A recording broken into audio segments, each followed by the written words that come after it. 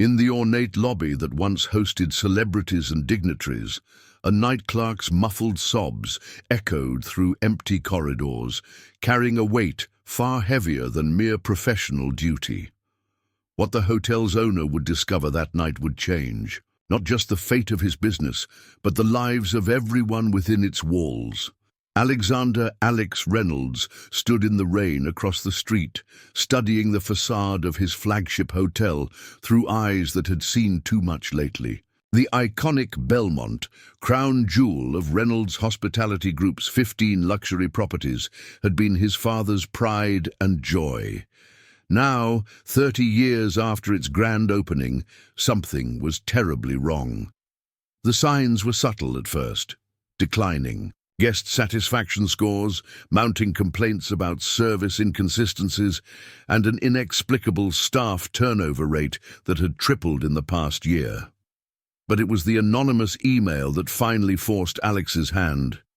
"Your hotel is harboring more than just guests. Someone's past is putting everyone at risk. Come see for yourself." Running his fingers through his now graying hair, Alex adjusted the worn leather jacket that felt foreign against his skin. Gone were his tailored suits and designer shoes, replaced by casual wear that would help him blend in with the everyday guests. The false identity he'd created, Alexander Peters, a middle management consultant from Seattle, felt strange on his tongue, but it was necessary. Even his own wife had done a double-take when he tested the disguise at home.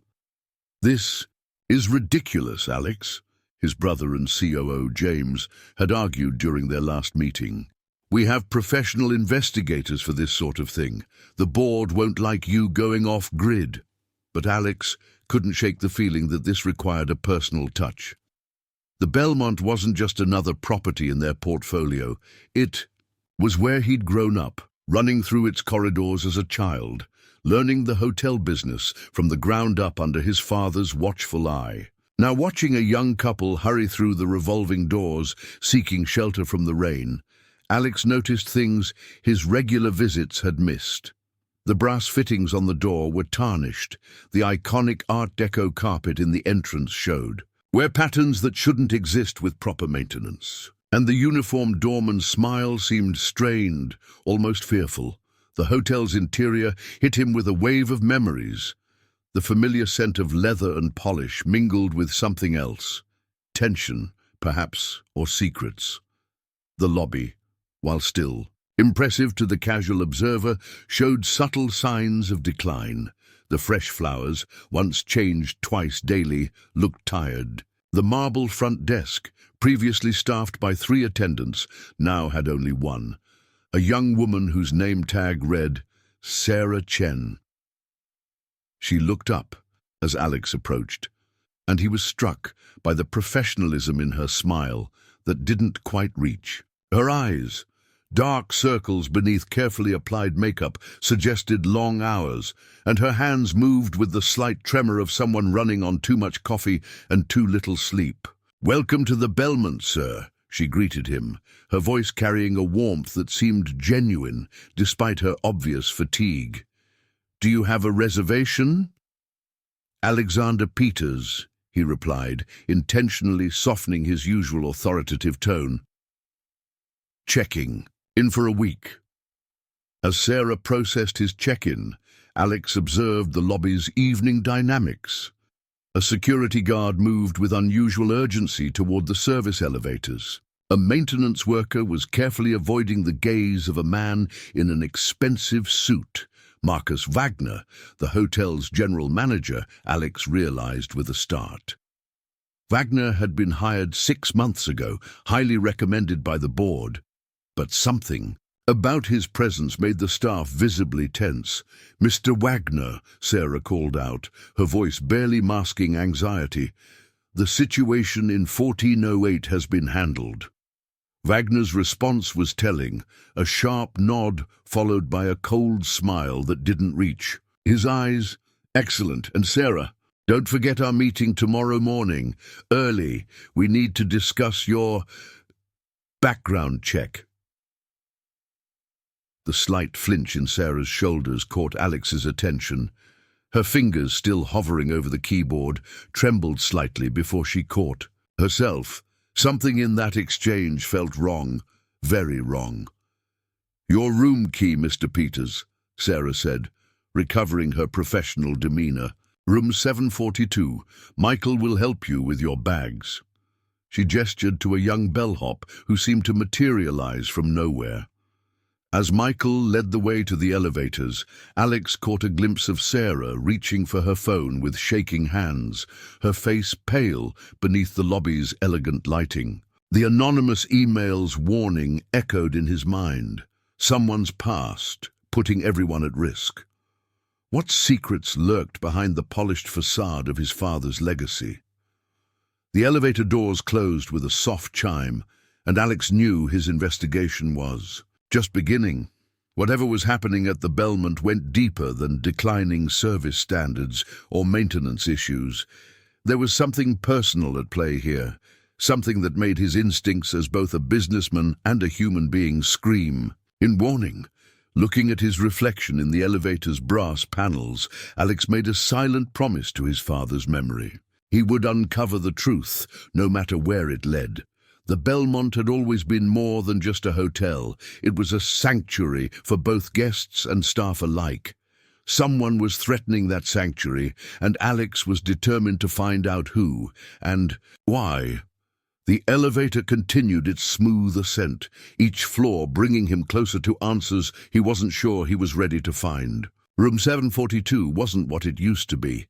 Alex noticed it immediately. Subtle signs that would escape most guests, but screamed negligence to his trained eye. The once pristine crown molding showed hairline cracks. The antique writing desk bore water, rings from forgotten glasses, and the view of the city skyline was partially obscured by windows that hadn't been properly cleaned in weeks. Michael, the young bellhop, set down Alex's bags with practiced care. His uniform, like everything else in the Belmont lately, told a story of decline. Loose threads, slightly faded fabric, a name tag that had seen better days. But it was the way Michael's eyes constantly darted toward the door that really caught Alex's attention. "Will you be needing anything else, sir?" Michael asked, his professional tone masking something else. Anxiety? Fear? Alex pulled out his wallet, selecting a generous tip. As he handed it over, he noticed faint bruising on Michael's wrist, partially hidden by his uniform sleeve. "Actually," Alex said carefully, "I was hoping you could tell me about the hotel. I'm considering an extended stay for some business in the city." The young man's posture shifted subtly. "The Belmont it's a great hotel, sir. Historic. Lots of famous guests over the years." He paused, choosing his words with obvious care. "Though lately, well, you might want to consider the Morton across town. They've done some nice renovations." Before Alex could probe further, a crackling voice came from Michael's radio. "All floor staff report to basement level, immediately." The voice belonged to Wagner, and it carried an edge that made Michael flinch. "I have to go, sir. Please call the front desk if you need anything." Michael hurried out, leaving Alex alone with his thoughts and a growing sense of unease. Instead of unpacking, Alex began a methodical inspection of the room. His father had taught him that the true measure of a hotel's health could be found in the details, the things most guests never noticed but collectively created the experience. What he found troubled him deeply. The emergency evacuation plan was outdated, showing a floor layout from 3 years ago. The room service menu listed items the kitchen had stopped serving months ago, according to his latest operations report. Most concerning was the security card reader on the door. The tamper indicator light was dark, suggesting the system's monitoring features had been disabled. A commotion in the hallway drew his attention. Through the peephole, he watched 2 housekeepers hurrying past, speaking in hushed but urgent tones. "Can't keep covering for her," one whispered. "What choice do we have?" the other replied. "After what happened to David when he tried to report." Their voices faded, but the implications lingered. David Martinez had been the hotel's head of security until his abrupt resignation 2 months ago. The official story was family reasons, but now Alex wondered what really happened. His phone buzzed. A message from his brother James. Bored. Meeting tomorrow. They're pushing for a quick sale to Lux International. Whatever you're doing, do it fast. Alex's jaw tightened. Lux International, their biggest competitor, had been circling the Belmont for months, making increasingly aggressive offers. Their CEO, Victoria Stone, had a reputation for hostile takeovers of historic properties, gutting their character in favor of modern efficiency.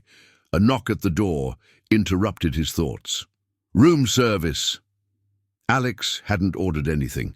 He opened the door cautiously to find Sarah Chen, the front desk, clerk, pushing a covered dining cart. Her professional smile was firmly in place, but her eyes held a desperate urgency.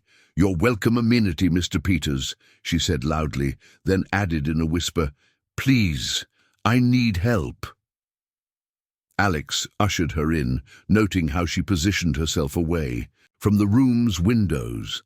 She lifted the silver dome from the dining cart to reveal not food, but a stack of documents. I shouldn't be here, Sarah began, her hands trembling as she spread out the papers. But I've seen your face before, Mr. Reynolds, in the old photographs with your father. I know who you really are. Alex saw no point in denial. How long have you known? Since you checked in. I used to study every detail about this hotel back when. She swallowed hard. Back when it was still the place your father built, before Wagner and his people took over. The documents she'd brought were financial records, showing systematic discrepancies, room revenues that didn't match occupancy rates, supply orders for items never received, maintenance budgets that vanished into shell company accounts. This is just the surface, Sarah continued, her voice barely above a whisper. Wagner has something on everyone here. Dirt, secrets. He's built this network of corruption, but it's more than just money. He's working with someone on the outside, someone powerful. They're not just trying to ruin the Belmont, they're using it for something else.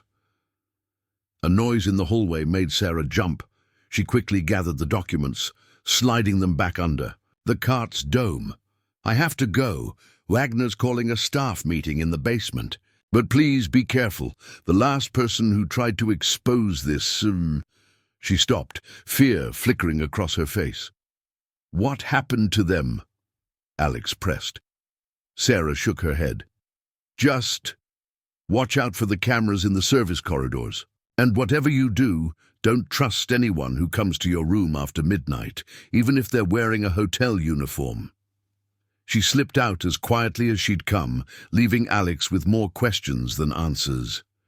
He moved to the window, watching. The city lights flicker against a darkening sky. Somewhere in this building, his father's legacy was being used for something sinister, and his employees were being terrorized into silence.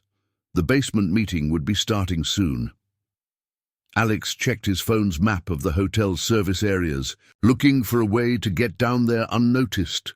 Whatever Wagner was planning, whatever Sarah was afraid of, the answers would start there. He had until midnight to figure out what was really happening at the Belmont. After that, according to Sarah's warning, even the familiar would become dangerous. The service stairwell smelled of industrial cleaner and secrets. Alex descended. Carefully, his leather shoes silent against the concrete steps. He'd changed into darker clothes, better suited for blending into shadows. The basement of the Belmont had always been a maze of service corridors, storage rooms, and mechanical spaces. Now it felt like something else entirely, a place where truth went to hide. Voices echoed from below, growing clearer as he approached the laundry facility where staff meetings were typically held. But this was no ordinary staff meeting. Through the partially open door, Alex could see Wagner pacing before a gathered crowd of employees, his expensive shoes clicking against the tile floor. I don't care about excuses, Wagner was saying, his voice carrying that same threatening edge Alex had heard earlier. Someone's been accessing restricted files. Someone's been asking questions they shouldn't. He paused, scanning the faces before him. Remember what happened to David Martinez when he got too curious? In the crowd, Alex spotted Sarah, her face carefully blank. Michael stood near the back, the bruises on his wrist now hidden beneath crossed arms. But it was the new face that caught his attention, a woman in a sharp business suit who didn't belong among the hotel staff. She stood slightly apart, watching the proceedings with cold calculation. Ms. Stone here, Wagner gestured to the woman, represents our future. Lux International has graciously offered to retain some of you after the acquisition. Some, those who understand the importance of discretion. Alex felt his chest tighten. Victoria Stone, CEO of Lux International, was here personally. This went deeper than he'd imagined. The board meeting tomorrow wasn't just about a potential sale. It was about finalizing one that had been orchestrated from within. Now, Wagner continued, about our special guests in the East Wing. They'll be arriving at midnight. Standard protocol applies. No security cameras, no guest records, no questions. Anyone who can't handle that can join David Martinez in the unemployment line, or worse. A young housekeeper raised her hand timidly. But Mr. Wagner, the guest in 1408 last week, what they were doing... Maria! Sarah cut in quickly. I'll help you with those inventory sheets you mentioned. The warning in her voice was clear, and Maria fell silent, her face pale. Victoria Stone stepped forward, her heels echoing in the sudden quiet. Your discretion is valuable to us. Very valuable, but discretion works both ways. We know about Kenneth's gambling debts, Maria's expired visa, Sarah's interesting history with law enforcement. Consider your continued employment a gesture of mutual trust. Alex watched the staff's reactions, seeing the same pattern of fear and resignation. Wagner and Stone weren't just threatening jobs, they were holding people's lives hostage. But what was happening in the East Wing? What kind of guests needed such secrecy? A sound behind him made Alex turn. Two men in dark suits were moving silently through the service corridor, carrying what looked like computer equipment toward the East Wing. They moved with military precision, nothing like regular hotel staff. One of them spoke quietly into a radio. Package secure. Prep the server room. Alex waited until they passed, then carefully followed. The East Wing of the Belmont had been closed for renovations for months. Now he understood why. Whatever operation Wagner and Stone were running, it centered there. The men disappeared through a service door. Alex approached carefully, noting the new electronic lock that hadn't been there during his last official visit. Through the small window he could see changes that definitely weren't renovations. The old guest rooms had been converted into something else. Walls removed to create larger spaces filled with sophisticated equipment. Impressive, isn't it? The voice behind him made Alex freeze. He turned to find Victoria Stone watching him with predatory amusement. Up close, he could see the cold intelligence behind her polished exterior. Most people would have hired investigators, she continued, but you always were hands-on, weren't you, Alex? Just like your father. There was no point denying his identity. What have you done to my hotel, Victoria? Done? I've made it useful. The Belmont's location, its reputation, its staff, all perfect cover for our real operation. Your father built quite the fortress of respectability, perfect for people who need to conduct business discreetly.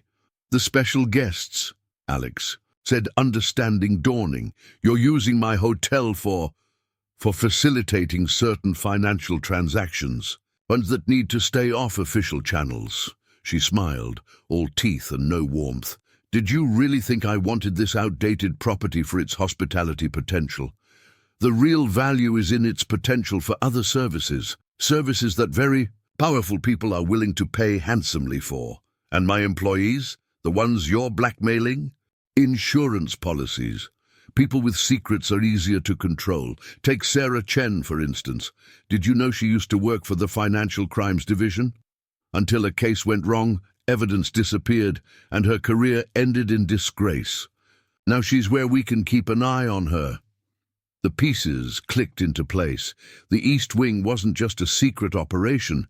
It was a sophisticated money laundering hub, using the Belmont's legitimate business as cover. And Sarah wasn't just a frightened employee. She was a potential threat to their operation, someone they needed to control. The board votes tomorrow, Victoria continued. By this time tomorrow, the Belmont will belong to Lux International. You can fight it, of course. But accidents happen, Alex, even to hotel owners who ask too many questions. She turned to leave, then paused. Oh, and don't bother looking for Sarah. Mr. Wagner is having a detailed discussion with her about loyalty right now. Some lessons need to be thoroughly taught. As Victoria's footsteps faded, Alex felt the weight of his father's words from years ago. A hotel isn't just a business, son. It's a sanctuary. We protect our own. He checked his watch, 11:30 p.m. In 30 minutes, their special guests would arrive. He had to find Sarah, stop whatever Wagner was doing, and figure out how to save not just the Belmont, but everyone trapped in this web of corruption. The sound of breaking glass echoed from above, followed by a muffled scream. Alex ran for the service stairs, his cover blown, but his purpose clearer than ever. The real fight for the Belmont was just beginning. Alex took the service stairs 2 at a time, following the sounds of disturbance to the hotel's executive offices on the mezzanine level. Through the frosted glass of the manager's suite, shadows moved in violent pantomime. Another crash followed by Sarah's voice. "You don't understand. I was trying to protect people." Wagner's response was too muffled to make out, but the sound of a hand striking flesh rang clear. Alex reached for the door handle, but movement down the corridor made him duck into an alcove. 2 more men in dark suits strode past, carrying metal briefcases and speaking in hushed tones. "Server room's ready," one said. "Stone wants everything operational before the midnight meeting. No delays." "What about the former security chief, Martinez?" "Handled. His accident should be all over the morning news." Alex's blood ran cold. David Martinez hadn't resigned. He'd been silenced. And now Sarah was in danger for the same reason. He waited until the men turned the corner, then moved to the office door. It was locked. Inside, Wagner's voice rose in anger. "You really thought you could outsmart us? That encrypted drive you stole from Martinez before he had his accident, did you really think we wouldn't track it?" "He was gathering evidence," Sarah shot back, her voice steady, despite what must have been pain. "Records of every illegal transaction, every blackmailed employee, every special guest who used this hotel to launder money. He trusted me to finish what he started. And look where that trust got him. The same place it's getting you." Alex scanned the corridor. The old master keys wouldn't work. Wagner had changed the locks weeks ago, but his father had insisted on something else, something even Wagner didn't know about. Behind a seemingly ordinary fire alarm panel, a small fingerprint reader waited. "Override access granted." A subtle light flashed green. The lock clicked open. The scene inside made Alex's jaw clench. Sarah was backed against the antique desk, a bruise darkening on her cheek. Wagner stood over her, his usual polished demeanor cracked to reveal the thug beneath. A laptop lay open on the desk, its screen showing lines of encrypted data. "Step away from her." Alex's voice cut through the tension. Wagner spun, revealing a pistol in his hand. "Reynolds, I should have known you'd try something like this, always so concerned about Daddy's legacy." "It's over, Wagner. I heard everything, the money laundering, the blackmail, Martinez's murder." "Murder, please." Wagner's smile was cold. David Martinez had a tragic car accident, just like Miss Chen here is about to have. These old hotels, so many accidents waiting to happen. That's why you recruited me, isn't it? Sarah said, drawing Wagner's attention back to her. Former financial crimes investigator, disgraced after evidence disappeared. Perfect person to help spot suspicious transactions. Except you didn't know I was working with Martinez all along. Wagner's face contorted. You think you're so clever. But in 10 minutes our guests arrive. Stone's buyers will complete their transactions, and the Belmont servers will process everything through untraceable channels. By morning, the money will be gone, and so will you both. The board will never approve the sale, Alex countered, edging closer. The board! Wagner laughed. Half of them are already in Stone's pocket, the others. Well, people tend to vote the right way when their secrets are exposed. Ask Sarah about secrets, about what really happened to that evidence in her last case. Sarah's eyes met Alex's. He's right. I was investigating a money laundering ring 3 years ago. International banks, luxury properties, billions in criminal money made clean. I got too close. They didn't just destroy my career, they made me look like I was part of it. The evidence didn't disappear. It was planted on me. And now you. Work for us, Wagner smirked. Ironic, isn't it? No, Sarah stood straighter. I work for justice. Everything on that laptop, every transaction you forced me to process, every threat you made, it's all there. And it's not just on that drive. Wagner's smirk faltered. What do you mean?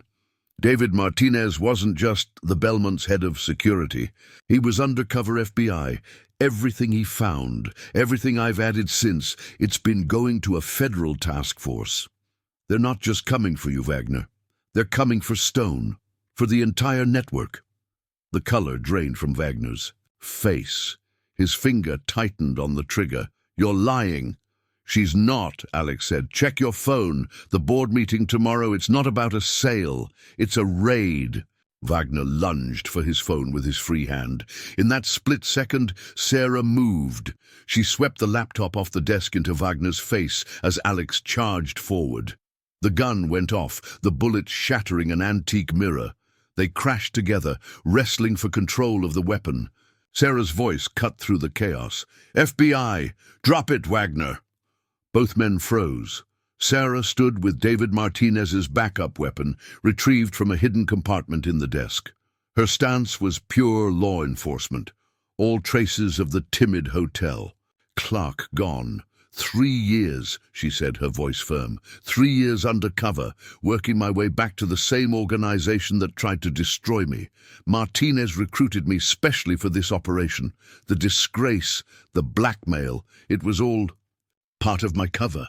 The sound of breaking glass and shouts echoed from the east wing. Flashlights bobbed in the darkness outside. Wagner's phone buzzed with urgent messages. Right on time, Sarah smiled. Strike teams entering through all access points. Stone and her buyers are about to have their midnight meeting interrupted. Alex secured Wagner's weapon just as the first FBI agents reached the office.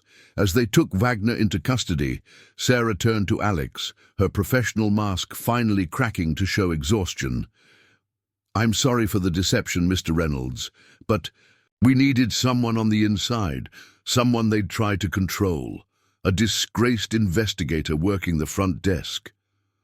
Was the perfect bait, Alex finished. And all this time, you were building a case. Sarah nodded. The Belmont isn't just your father's legacy, Mr. Reynolds. It's a landmark of this city. Some of us believe that's worth fighting for. Through the office windows, they could see police lights reflecting off the hotel's facade. The night wasn't over. There would be statements to give, evidence to process, a hotel to reclaim. But watching Sarah direct FBI agents with quiet authority, Alex felt something his father had always talked about. The true spirit of the Belmont wasn't in its walls or its reputation, but in the people who would risk everything to protect what it stood for. Dawn broke over the Belmont. painting its limestone facade in shades of gold and promise. The last police car had finally pulled away, leaving behind a hotel forever changed, but somehow stronger. Alex stood in the lobby, watching the morning staff arrive, each one walking taller now that Wagner's shadow no longer loomed over them. FBI agents had worked through the night, dismantling the elaborate criminal enterprise hidden within the hotel's east wing. The renovation area had yielded a treasure trove of evidence: servers processing illegal transactions, documents detailing international money laundering operations, and files containing blackmail material on countless victims. "Quite a night," Sarah remarked, joining Alex at the front desk. She changed back into her FBI tactical gear, though she still wore the Belmont's name tag, a small reminder of her long undercover role. Victoria Stone was arrested trying to flee through the service entrance. She had drive copies that implicated banking officials in 3 countries. Alex shook his head in amazement. "All this time, you were building this case. The trembling hands, the fearful looks." "Were part of my cover," Sarah smiled. "Though some of the fear was real, Wagner suspected everyone. One wrong move and the whole operation would have been blown. David Martinez," her voice caught slightly. "He was more than just my FBI partner. He was my mentor, the one who believed in me when the money laundering ring first destroyed my career. His death wasn't an accident. It was murder. But now we have proof." Michael, the young bellhop, approached them hesitantly. The bruises on his wrist were still visible, but his posture had changed. No more hunched shoulders or fearful glances. "Mr. Reynolds? The guests? They're asking questions about all the police activity." "Tell them the truth," Alex decided.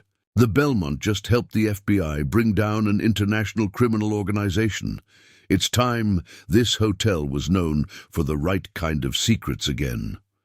Sarah nodded approvingly. Most of the staff were innocent victims. Wagner and Stone targeted people with vulnerabilities: debt, immigration status, past mistakes. They built their operation on fear. "Not anymore." Alex pulled out his phone, showing Sarah a draft press release. "The Belmont is announcing a staff protection program. Legal aid for immigration cases, financial counseling, educational assistance. Everything Wagner used against them, we're turning into support." Maria, the housekeeper who'd almost spoken up during Wagner's threatening meeting, rushed over with tears in her eyes. "Mr. Reynolds, the FBI agents, they said my visa is being expedited," Sarah finished. "Part of our deal with the Justice Department. Everyone who helped bring down this operation gets protected status. You're safe now, Maria. All of you are." The lobby was filling with day shift workers, many stopping to stare at the FBI evidence teams still processing the East Wing. Alex noticed something else too. Staff members were talking freely, sharing their stories, finally unburdening themselves of secrets too long kept. "Your father would be proud," Sarah said quietly. "The Belmont was supposed to be a sanctuary. Now it can be again." Alex's brother James burst through the revolving doors, looking frazzled. "Alex, the board is in chaos. Half of them are being investigated for corruption. The other half are demanding explanations. What are we going to do?" "We're going to rebuild," Alex said firmly, "but this time we're doing it right." He turned to address the gathered staff. The Belmont was never about fancy fixtures or famous guests. It was about people, the ones who work here, the ones who stay here, the ones who trust us with their comfort and safety. Wagner and Stone thought they could use that trust. And as a weapon, they forgot what my father always said: a hotel is only as strong as its heart. Sarah's radio crackled. "Agent Chen, task force needs you. We found something in the basement servers." "Duty calls," she smiled. "But Mr. Reynolds, thank you for believing in the Belmont enough to go undercover yourself. Not many owners would take that risk." Not many FBI agents would spend 3 years working the front desk, Alex countered. Will you stay in touch? Let us know how the case develops? Actually, Sarah's smile turned mysterious. I might be around more than you. Think, the Bureau's new hospitality fraud division needs a headquarters, somewhere central, secure, with a staff that knows the importance of discretion. Alex laughed for the first time in what felt like days. The East Wing will be available. Once the evidence teams finish, we could use some legitimate special guests for a change. As Sarah headed toward the basement, Alex watched his hotel come back to life. The morning sun streamed through freshly cleaned windows, the marble floors gleamed with renewed purpose, and most importantly, the people of the Belmont moved with restored dignity. Michael appeared at his side. Sir, your father's portrait in the grand ballroom. We found it in storage. Wagner had ordered it removed, but... Put it back up, Alex decided. Right where it belongs. The Belmont is a family again, and families remember their foundations. Outside, the city was waking up to headlines about the dramatic raid, but inside the Belmont's walls, a quieter transformation was taking place. Every key card issued, every room cleaned, every guest greeted was an act of reclamation, taking back not just a hotel, but the very idea of what hospitality could mean. The crystal chandeliers caught the morning light, throwing rainbows across the lobby. Alex smiled, remembering how his father used to say those rainbows were the Belmont's way of celebrating a new day. Today, they felt like a promise kept, a legacy renewed, and a reminder that sometimes the greatest acts of service come disguised as ordinary people doing extraordinary things. 6 months later, the Belmont buzzed with a different kind of energy. Gone were the shadows of fear, replaced by the warm glow of renewal. Alex stood in the newly renovated East Wing, now home to the FBI's Hospitality Industry Fraud Task Force, watching Sarah Chen brief her team of agents. The Belmont model, as we're calling it, has already helped identify 3 similar operations in luxury hotels across the country, Sarah explained, gesturing to a wall of data displays. Criminal organizations are learning they can't hide behind 5-star ratings anymore. The task force headquarters seamlessly blended into the hotel's historic architecture while housing state-of-the-art surveillance and analysis equipment. To regular guests, it looked like any other corporate office space, but its work was transforming the industry, one investigation at a time. Mr. Reynolds, Michael, now promoted to guest services manager, approached with a tablet. The interview. Crew from hospitality today is ready in the grand ballroom. They're eager to hear about the staff empowerment program. Alex smiled at the change in the young man. Michael had used the Belmont's educational assistance program to start night classes in hotel management. The bruises on his wrist had long faded, replaced by a confident bearing that reminded Alex of his father. Tell them I'll be right there, Alex replied. And Michael, how's the mentorship program going? Amazing, sir. 3 of our housekeeping staff are now in training for supervisory positions. Maria's leading the ESL classes for new employees, and her visa came through last week. The grand ballroom had been restored to its former glory, but with a meaningful addition. Beside his father's portrait hung a new installation, a wall of photographs showing the Belmont staff, past and present. At the center was a plaque dedicated to David Martinez, whose sacrifice had helped expose the truth. The interview crew was setting up beneath the crystal chandeliers when James rushed in, excitement breaking through his usually reserved demeanor. Alex, you won't believe this. The American Hotel Association is adopting our staff protection protocols as industry standard. Every major chain is implementing similar programs. Dad would have loved that, Alex said, straightening his tie. He always said one hotel could change the industry. Sarah appeared at his side, now wearing her FBI credentials openly. Speaking of change, we just got word Victoria Stone and Wagner are both taking plea deals. Their testimony is helping us unravel similar operations worldwide. The Belmont didn't just stop one criminal enterprise, it started a global cleanup of the luxury hospitality industry. The interviewer, a seasoned journalist named Patricia Walsh, approached with her microphone ready. "Mr. Reynolds, you could have hired investigators or sold the hotel when you suspected problems. Why go undercover yourself?" Alex glanced at his father's portrait, then at the wall of staff photos. "Because the Belmont isn't just a business, it's a family.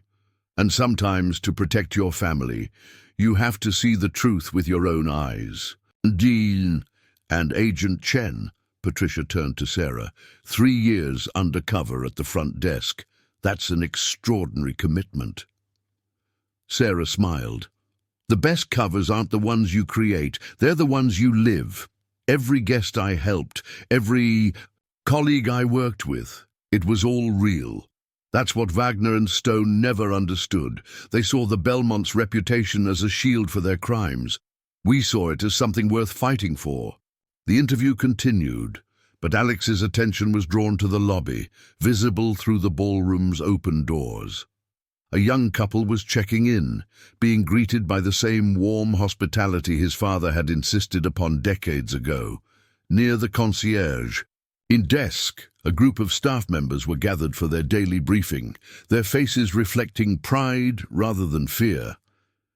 "One more question," Patricia said. "What's next for the Belmont?" Alex shared a knowing look with Sarah before answering. "We're launching a training program for other hotels, teaching them to recognize and prevent criminal exploitation. The Belmont will always be a luxury hotel, but now it's also a beacon, showing the industry that true hospitality means protecting not just your guests, but everyone who makes that hospitality possible." After the interview, Alex found himself back in room 742, now completely restored. The view of the city skyline was clear through spotless windows, and the antique writing desk gleamed with careful maintenance. On its surface lay a single envelope, his father's old stationery, addressed simply to the future. Inside was a letter his father had written decades ago, meant to be opened when the Belmont faced its greatest challenge. The words, written in fading ink, seemed to bridge past and present.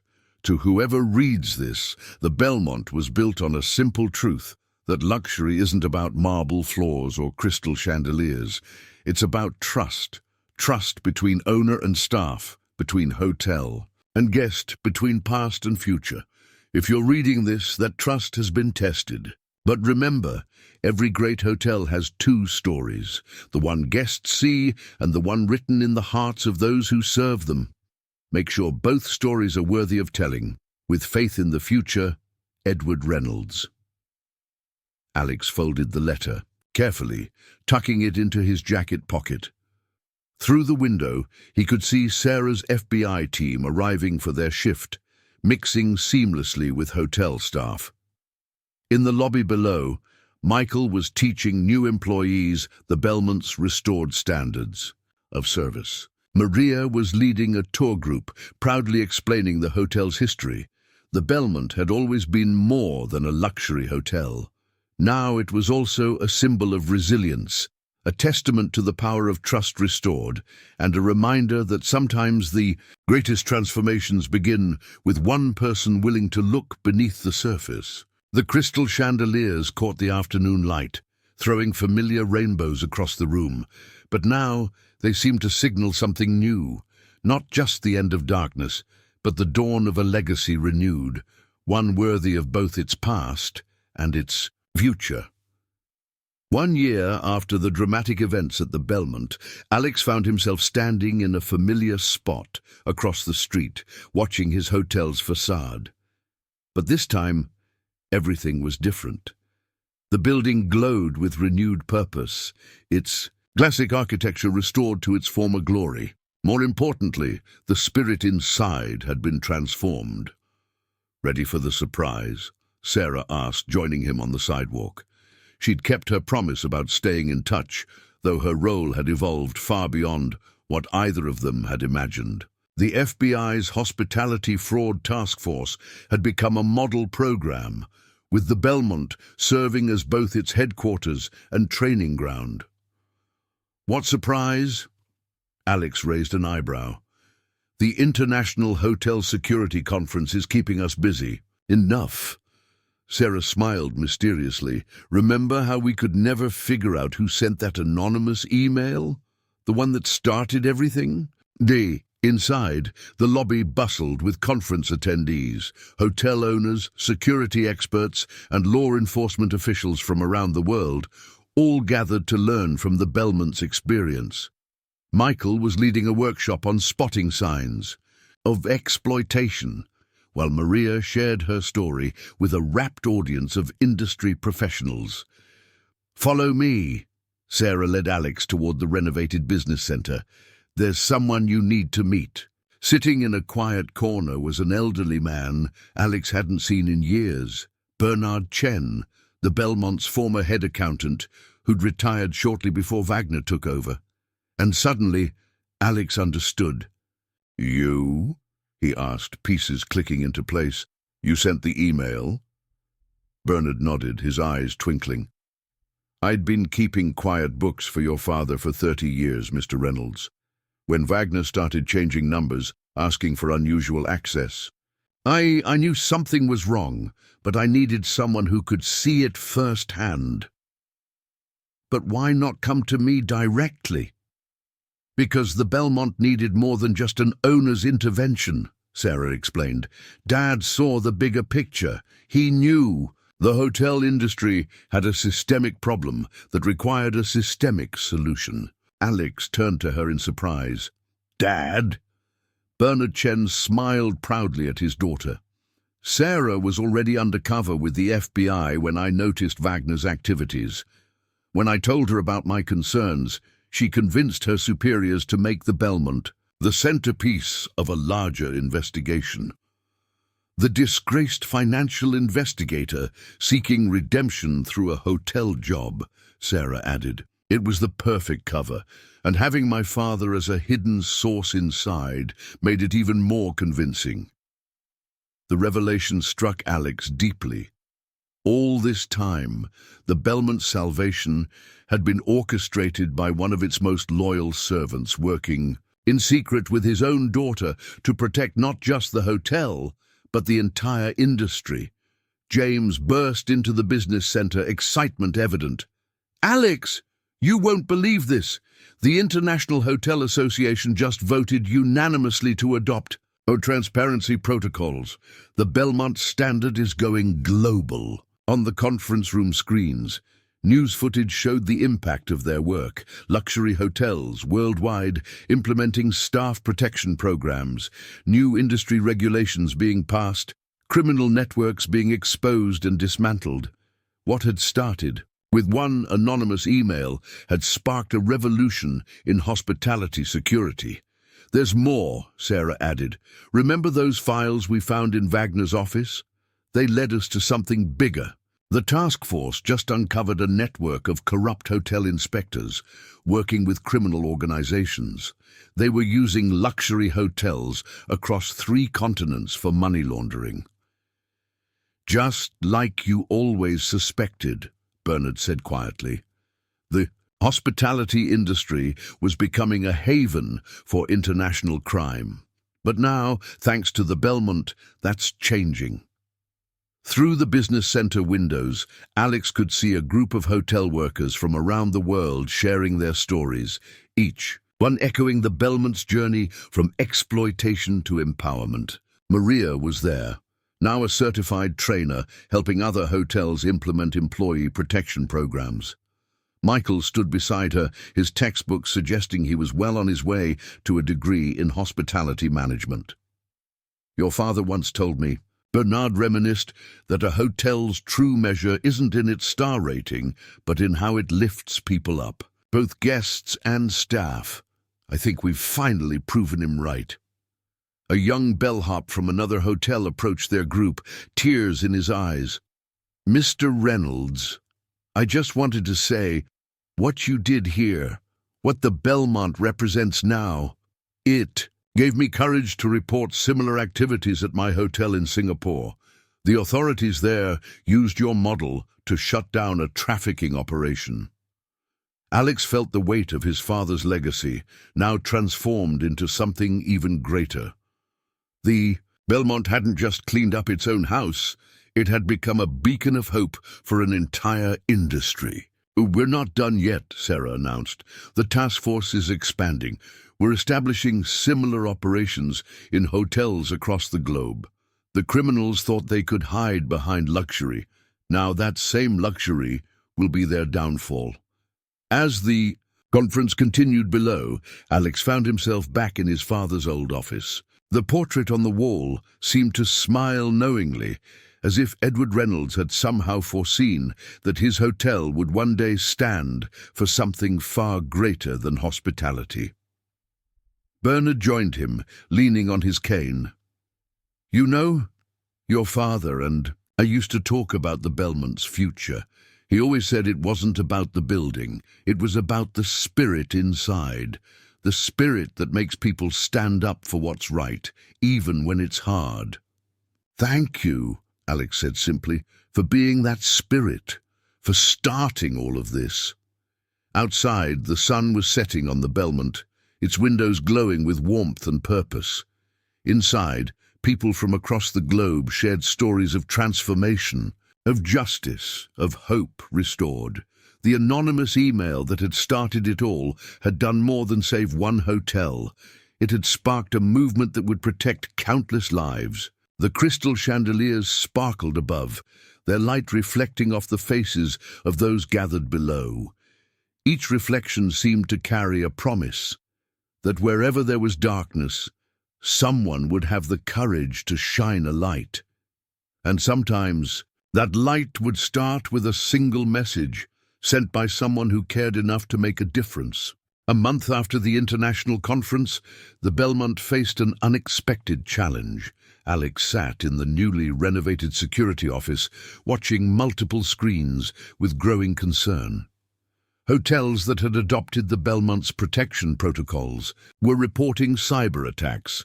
Someone was trying to hack into their systems, specifically targeting properties that had implemented the new anti-corruption measures. "And they're getting desperate," Sarah observed, pointing to a map showing affected locations.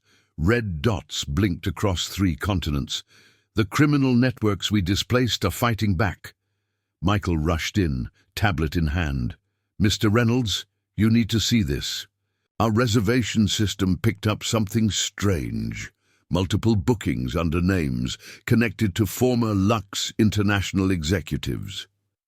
Victoria Stone's old associates," Alex muttered. "They're planning something." The security office had become a command center, staffed by a mix of hotel employees and FBI analysts. On one screen, Maria was conducting a virtual training session for hotel staff worldwide, teaching them to spot signs of criminal activity. On another, financial transactions scrolled past, each one monitored for patterns that might indicate money laundering attempts. "There's more." Bernard Chen wheeled himself over to a computer terminal. Despite his retired status, his financial expertise had proven invaluable. "I've been analyzing the data from Wagner's old files. The network wasn't just using hotels for money laundering, they were building something bigger, a shadow hospitality empire." Sarah leaned over her father's shoulder, studying the numbers. "Look at these property acquisitions. Every hotel they targeted had something in common: strategic locations, political connections, access to specific banking channels. They're not just trying to shut us down," Alex realized.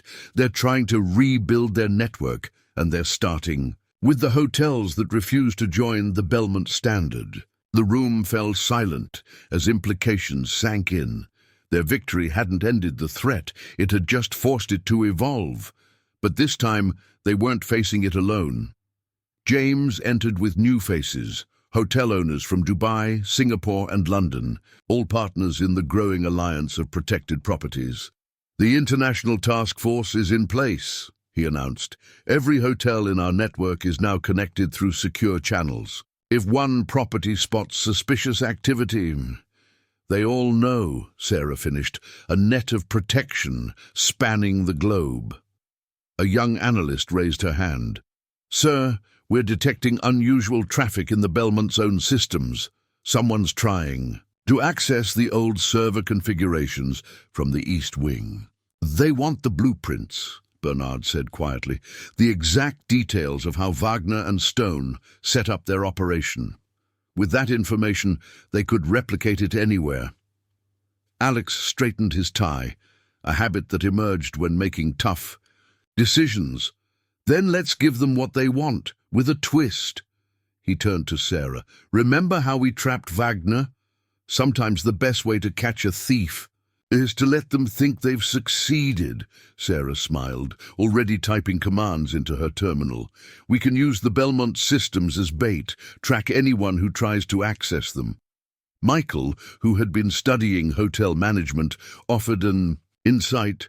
"The old European hotels, they used to have something called a thieves' parlor, a room specifically designed to catch criminals in the act." "That's exactly what we're going to create," Alex decided. "A digital thieves' parlor. But this time, it's not just about protecting one hotel. It's about defending an entire industry." As the team began implementing their plan, Alex noticed something in Bernard's expression, a mix of pride and concern. "What is it?" "Your father," Bernard said softly.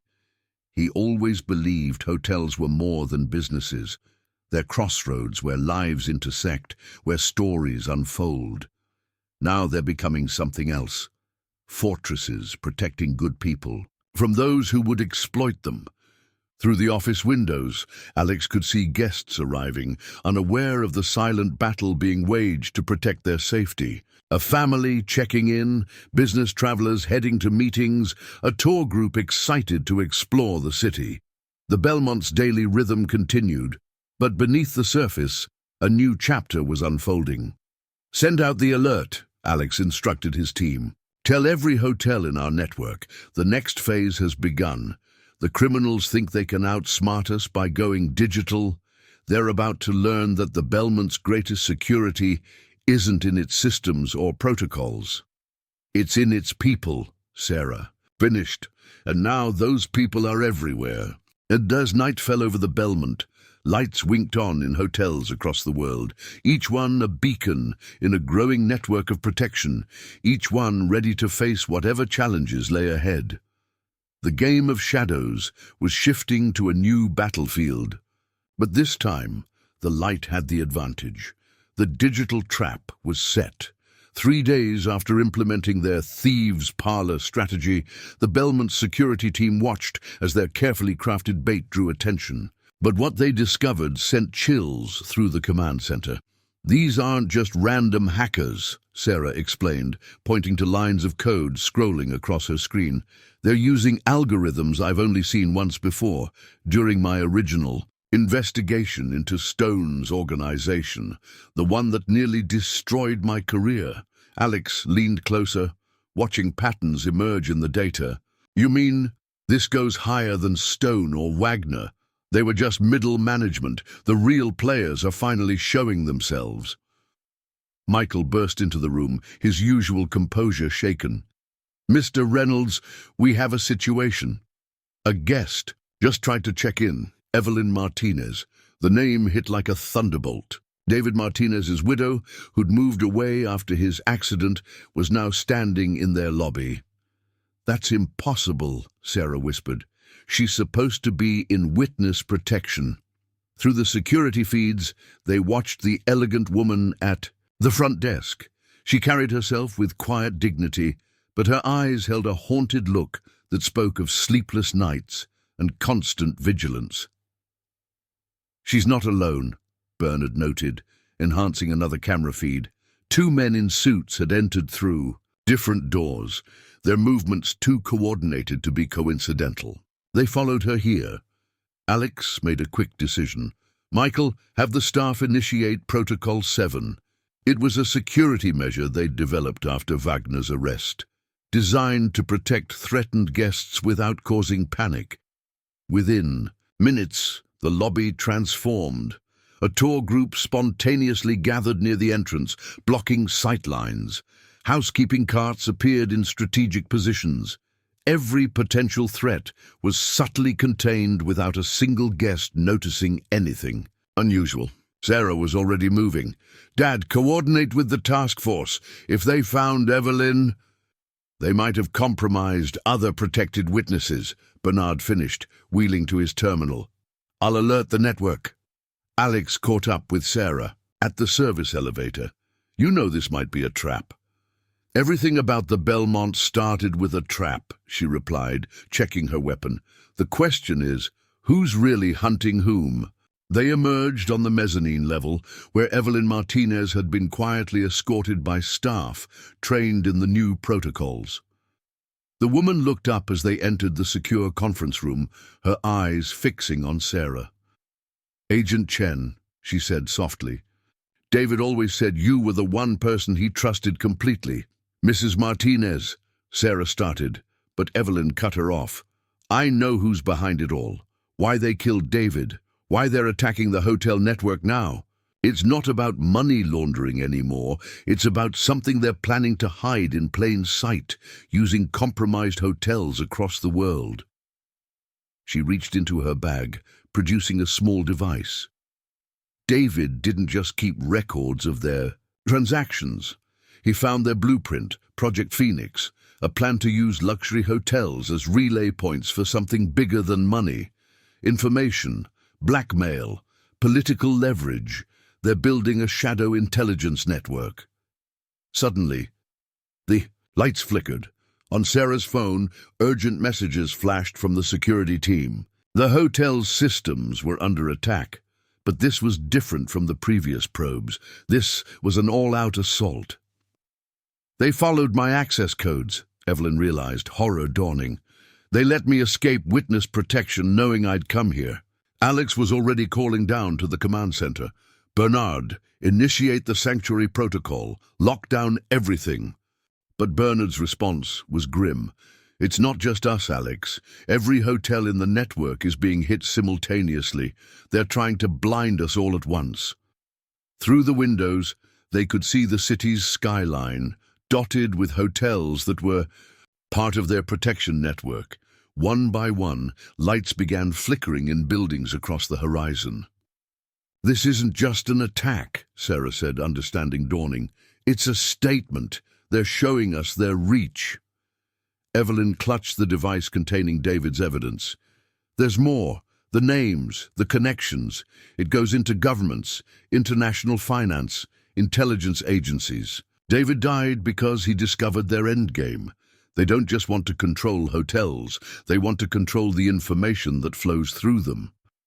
Alex thought of his father's words about hotels being crossroads where lives intersect. Now, those crossroads were being turned into surveillance points, each luxury property a potential listening post in a vast hidden network. "Sarah," he said quietly, "remember what you told me about your original investigation, about how the evidence didn't just disappear. It was planted on me." She nodded. "They didn't just want to discredit me. They wanted to place someone they had leverage over in a position to." Her eyes widened. "They've been planning this for years. Everything, Wagner, Stone, even the attacks on my career, it was all preparation." Through the conference room windows, they watched. As the Belmont's lights steadied, Bernard's security measures holding against the digital onslaught. But across the city, other hotels remained dark, their defenses overwhelmed. "We're not just fighting criminals anymore," Alex realized. "We're fighting people who want to turn the entire hospitality industry into a weapon." Sarah's phone buzzed, with an encrypted message from the task force. "They found something in the attack pattern, the code. It has a signature, one they've seen before, in operations linked to." She stopped, the color draining from her face as she read the name.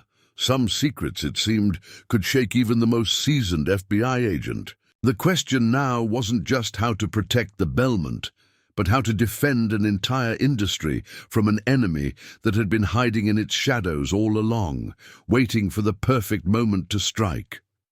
Sarah's hands trembled as she held up her phone, showing Alex the name that had appeared in the task force's analysis.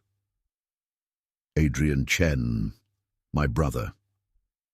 The revelation hung in the air of the conference room like a physical weight.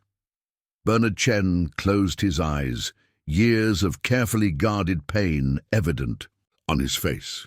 We lost him 15 years ago, or so we thought. He disappeared during a cybersecurity operation in Hong Kong. And now his code signature shows up in an attack targeting our hotel network, Alex said softly, understanding dawning. This wasn't just about discrediting you, Sarah. The whole thing, your career, the Belmont, all of it, was personal.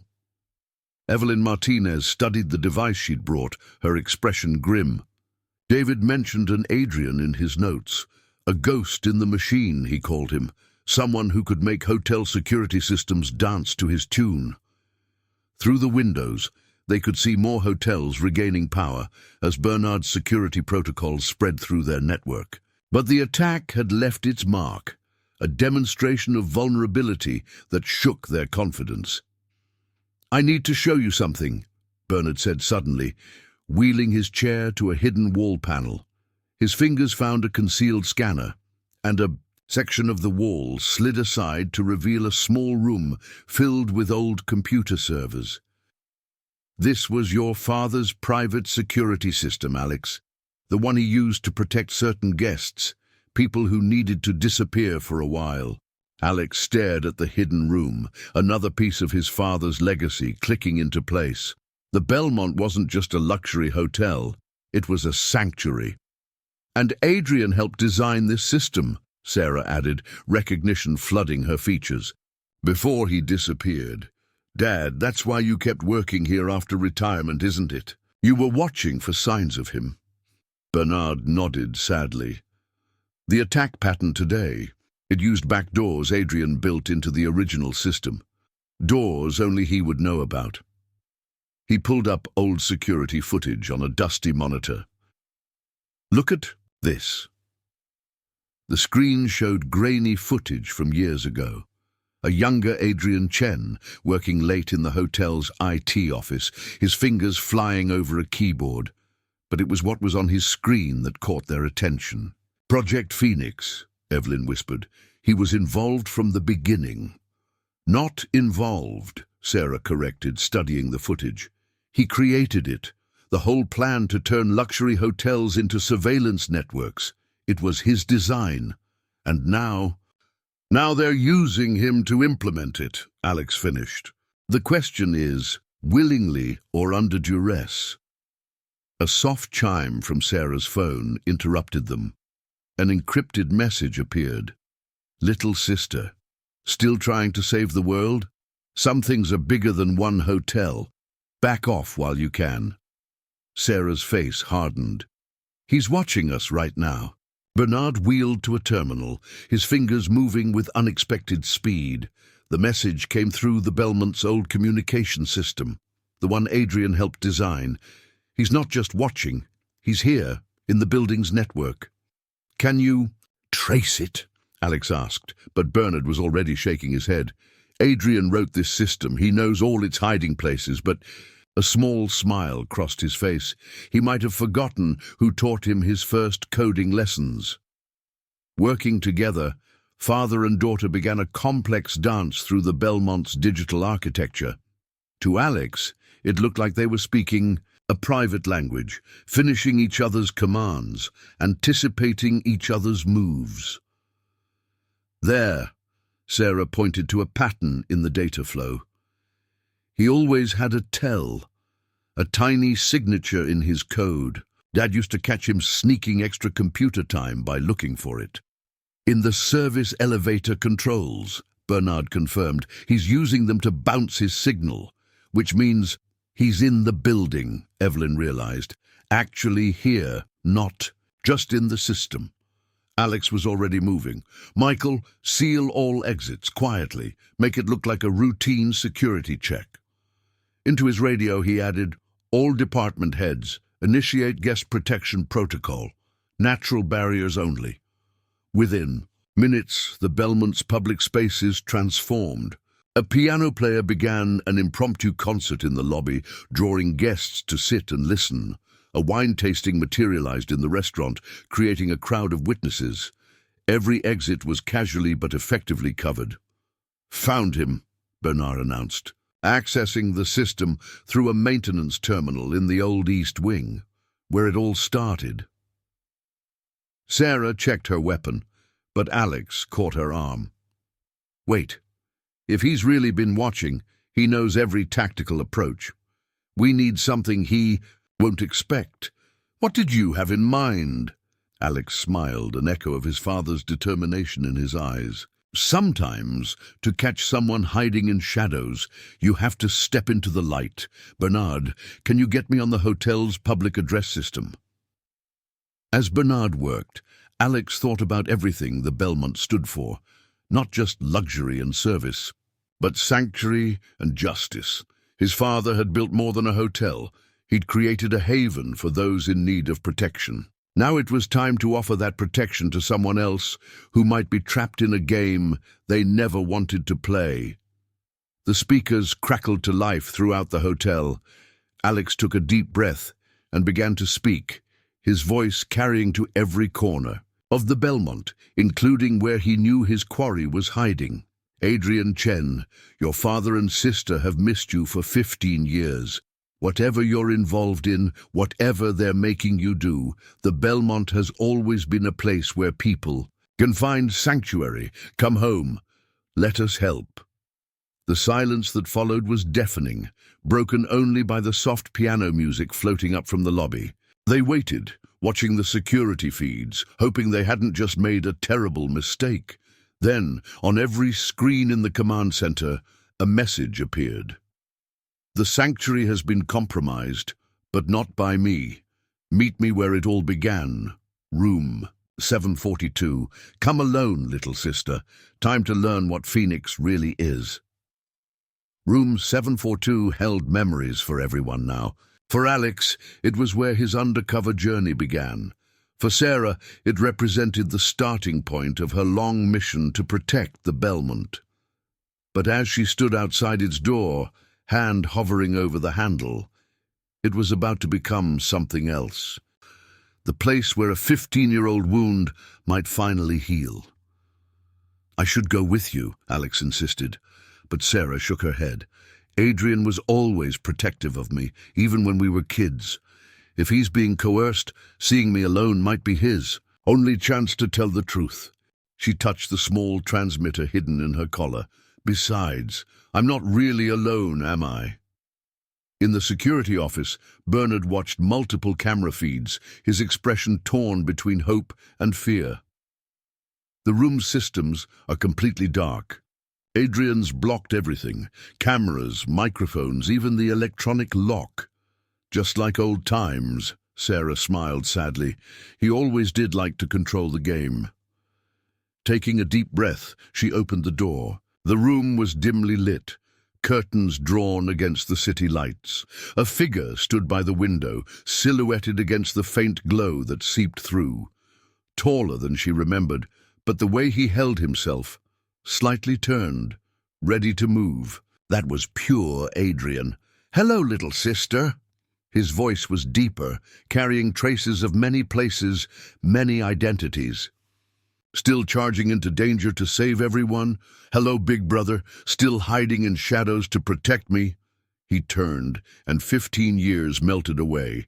Despite the silver threading his hair, despite the new lines around his eyes, he was still. The brother who had taught her to code, who had promised to always keep her safe. "They told me you were dead," Sarah said softly. "Hong Kong, a operation gone wrong." In a way, I did die there. The Adrian Chen who believed in systems, in rules, in right and wrong. He learned some hard truths. He moved to the antique desk, touching its surface with familiar reverence. This hotel, this sanctuary Dad helped build, it's part of something bigger than you know. Indeed, Project Phoenix. Adrian nodded. Not just a surveillance network, that's thinking too small. Phoenix is about control. Total, invisible control. Every luxury hotel becoming a point of leverage. Think about it, Sarah. Who stays in places like the Belmont? Politicians, business leaders, intelligence agents, everyone who needs to make deals away from prying eyes. And you help them spy on these people. I help them understand power. Real power isn't in weapons or money, it's in secrets. The things people whisper in hotel rooms, thinking they're safe. He paused, something flickering in his eyes. But it got out of hand. The people running Phoenix, they're not content with just gathering information anymore. They want to use it, manipulate markets, influence elections, start or stop wars. Sarah stepped closer, noting the tension in his shoulders. That's why you let yourself be found. Why you attacked our network but left just enough breadcrumbs. Smart girl. Pride crept into his voice. Always were the better detective. Yes, I needed to warn you. Phoenix is evolving. The hotel network you and the Belmont inspired, they're going to use it against you. Turn every security measure you created into a weapon. How? Adrian pulled out a small device, similar to the one Evelyn Martinez had brought. Everything's here. Their plans, their methods, their ultimate goal. But Sarah, his voice dropped. I'm not the only ghost in this game. Remember Mom's favorite story about the fox and the rabbit? Sarah's breath caught. It was their old code from childhood games of hide and seek. The fox looks one way to make the rabbit run another. David Martinez found out part of the truth. Adrian continued, enough to get himself killed. But he didn't know what I know, that Phoenix has people inside every organization.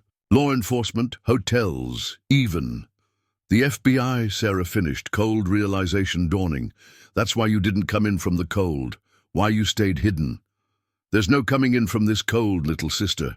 The people behind Phoenix, they make Wagner and Stone look like amateur thieves. A sound in the hallway made them both freeze. Adrian moved with practiced speed, pressing the device into Sarah's hands. 5 minutes. Check the subfolder marked Sanctuary. Everything you need is there, including the door burst open. But instead of the threat they expected, it was Michael, face pale with urgency. Agent Chen, Mr. Reynolds needs you in the security office now. Someone's accessing the old server room, the one your father showed us. They're trying to download everything. Adrian's expression shifted from surprise to grim understanding. They're making their move earlier than I expected. He turned to Sarah. Remember the fox, sister. And remember, sometimes the best place to hide is in plain sight. Before she could respond, he moved to the window. With practiced efficiency, he attached something to the frame. One more thing. Check Dad's old maintenance logs. The real ones, not the digital copies. He knew more than he let on.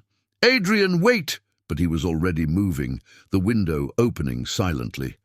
Phoenix is watching, sister, but so am I. When you understand what's really happening, look for the ghost. In the machine, I'll be there. He disappeared into the night, leaving Sarah holding a device that felt far heavier than its size. In her ear, Alex's voice crackled with urgency. Sarah, we need you down here. Whoever's in the server room, they know exactly what they're looking for. She took one last look at the window where her brother had vanished. The fox looks one. A way to make the rabbit run another. But which was she in this game? The fox, the rabbit, or something else entirely? The answer, she suspected, lay in the device she now held, and in the maintenance logs her father had kept all those years, watching and waiting for the son who had never truly left. Sarah ran through the Belmont service corridors, her mind racing faster than her feet. The device from Adrian felt like it was burning a hole in her pocket, but the immediate threat demanded her attention. Behind her, Michael kept pace, filling in crucial details. It started right after Mr. Chen accessed the old systems, he explained between breaths. Someone piggybacked on his security clearance. They know exactly where to look. The server room was tucked away in a forgotten corner of the hotel's basement, a relic from when Edward Reynolds first started digitizing the Belmont's operations. As they approached, Sarah heard voices, one she recognized instantly. "Bernard, you need to step away from the console." The speaker was Agent Thomas Wells, Sarah's supervisor at the FBI task force. But something in his tone made her blood run cold. She motioned for Michael to stay back, then peered around the corner. The scene inside the server room told a story she didn't want to believe. Bernard sat in his wheelchair, positioned between Wells and the main terminal. 2 other men in suits stood guard at the room's second entrance. 15 years, Bernard was saying, his voice steady, despite the gun Wells held casually at his side.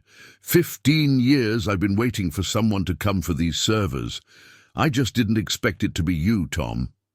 You don't understand what's really at stake here, Wells replied.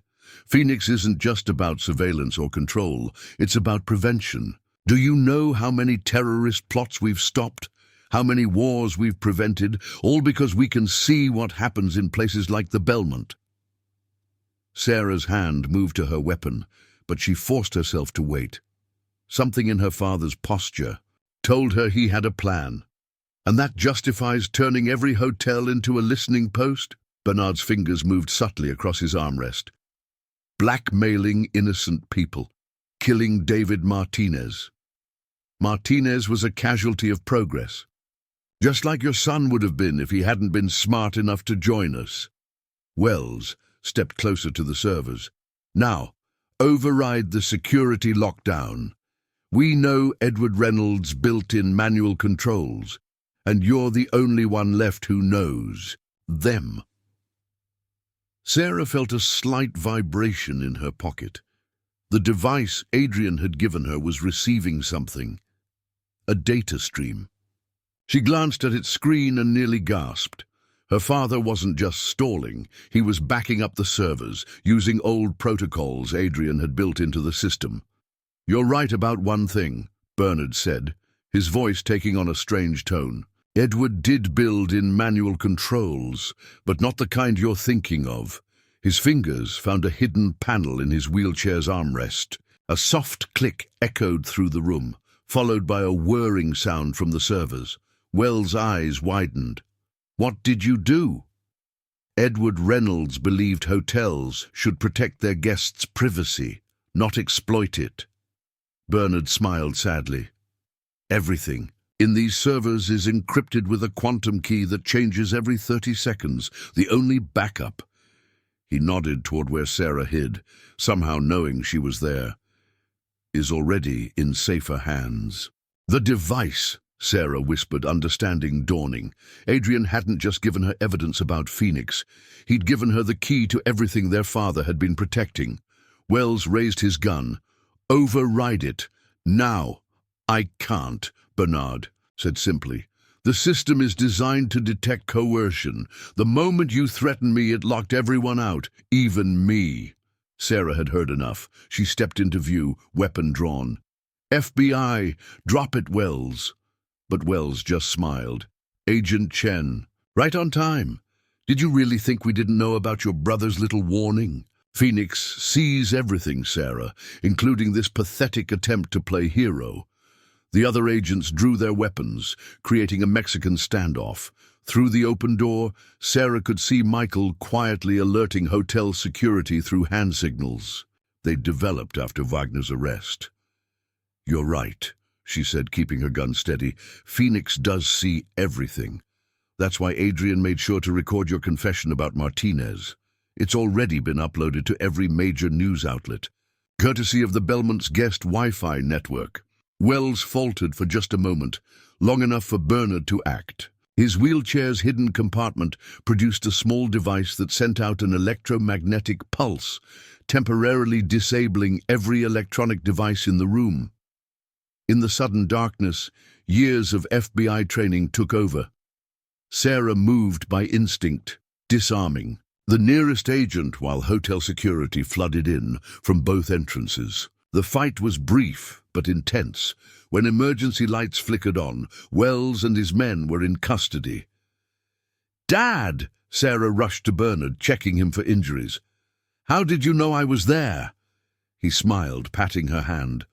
"The same way I knew. Adrian was watching over us all these years. A father always knows where his children are, even when they think they're hidden." The servers. Safe. Adrian and I planned this failsafe years ago, after he discovered what Phoenix really was. We knew someday they'd come for the data Edward helped us protect. He looked at the device in her pocket. "Everything you need to understand is in there, including why your brother had to disappear." Alex arrived with a team of trusted FBI agents, one Sarah and Bernard had personally vetted. As Wells was led away, he called back over his shoulder, "You have no idea what you've done. Phoenix isn't just a program. It's inevitable. In a world of secrets, someone will always build a system to control them." "Maybe," Sarah replied, thinking of her brother's words about hiding in plain sight. "But in a world of darkness, someone will always build a sanctuary of light." As the chaos subsided, Sarah looked at the device that now held not just evidence of corruption, but 15 years of her family's hidden battle against it. The real question wasn't what Phoenix was trying to control. It was what her father and brother had been protecting all along. And somewhere in the Belmont's old maintenance logs, those answers were waiting to be found. The maintenance office hadn't changed in 30 years. Tucked away in the Belmont's basement, it still smelled of paper and pipe tobacco. Edward Reynolds's preferred blend. Sarah sat at the old desk, her father's wheelchair beside her, while Alex held a flashlight over a stack of leather-bound logbooks. "Your brother wasn't just being cryptic about these," Bernard explained, running his fingers over the worn spines. "Edward and I developed a system. Every legitimate maintenance record had its shadow, a coded message about who needed protection and why." Sarah opened the oldest book, dating back to when Adrian first started working at the hotel. The entries looked ordinary enough: leaky faucets, faulty thermostats, carpet repairs. But between the lines, written in a simple code, she and Adrian had invented as children, another story emerged. "Look at this entry," she pointed. "March 15, 2008, room 742, thermostat calibration. But the code says, diplomat seeking asylum, evidence of corruption in foreign ministry." Alex leaned closer. "My father was running some kind of underground network?" "Not just any network." Bernard's voice carried pride and sadness in equal measure. "A sanctuary system for whistleblowers, witnesses, and people who needed to disappear while they gathered evidence of corruption. The Belmont wasn't just hosting diplomatic functions. It was protecting people who risked everything to expose the truth." Sarah flipped through more pages, the pattern becoming clear. Every maintenance issue had its hidden meaning. A broken ice machine meant surveillance detection. Carpet cleaning indicated secure document transfer. Even the room service orders carried coded messages about witness protection protocols. "Here it is," she breathed, finding the entry from the day Adrian disappeared. "Complete system upgrade in East Wing. Network connectivity issues resolved. But the coded message?" Her voice caught as she decoded her brother's last known location. "Shadow protocol activated. Deep cover essential. Phoenix operators identified in multiple agencies. Trust no official channels." "Adrian didn't just disappear," Bernard explained softly. "He went underground to protect the network. When he discovered Phoenix's true reach, he realized the only way to fight it was from within. Alex studied the logs with new understanding. So when my father insisted on maintaining old systems, keeping paper records, he was protecting the sanctuary network, Sarah finished. Digital records can be hacked, altered, deleted, but these books written in a code only our family knows. She paused, a new thought striking her. Dad, the quantum encryption you used on the servers, it's based on this code, isn't it? Bernard smiled. Adrian designed it that way. Even Phoenix's best hackers can't break it because the key isn't just mathematical, it's personal, based on memories only our family shares. The maintenance office door opened and Michael entered with a tablet. Mr. Reynolds, you need to see this. After Agent Wells's arrest, hotels across our network started reporting something strange. Hidden files are appearing in their systems, all with the same marker, a ghost protocol Adrian designed. Sarah's eyes lit up. He's not just watching. He's been leaving breadcrumbs. Every hotel that joined the Belmont's protection network, they became part of the original sanctuary system. Bernard nodded. Adrian wasn't just hiding from Phoenix. He was rebuilding Edward's network on a global scale, using their own surveillance obsession against them. Alex pulled up the hotel's current guest list on his phone. Look at these bookings. A journalist investigating banking fraud, an engineer with evidence of safety violations, a former executive gathering proof of corporate espionage. They're all here, hidden in plain sight. Just like Adrian said, Sarah whispered, the best place to hide is where everyone can see you. She turned to her father. All these years you kept working here, kept watching, because you knew he'd find a way to contact us. Bernard wheeled to a filing cabinet, removing a false bottom to reveal more logbooks. These contain every person the Belmont has protected over the past 30 years. Names, dates, the evidence they were gathering. If Phoenix ever got their hands on these, they'd know exactly who to silence. Alex finished grimly. No wonder they wanted the servers so badly. Wells wasn't just after surveillance data. He was trying to expose the entire sanctuary network. Sarah's phone buzzed with an encrypted message. On the screen, words appeared in the childhood code she shared with Adrian. The fox runs east when the hunters look west. Check the old loading dock at midnight. Some ghosts prefer to meet in shadows.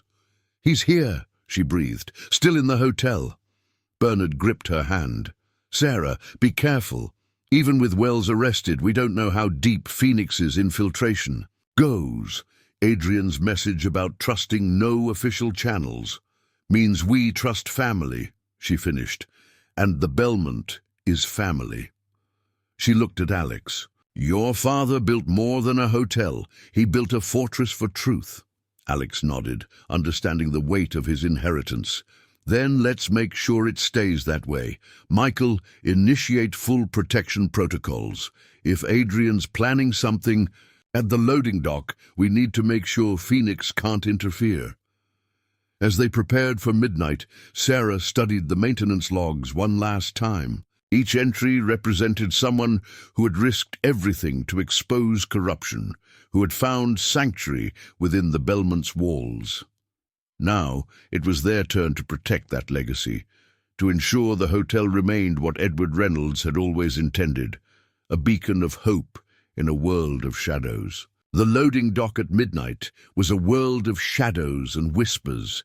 The usual delivery trucks were long gone, leaving only the soft hum of ventilation systems and distant city noise. Sarah stood in the darkness, feeling the weight of the maintenance. Logs's revelations while she waited for her brother. Alex had positioned trusted staff at key points throughout the hotel, making it look like routine night operations. Michael supervised the front desk as if it were any other midnight shift.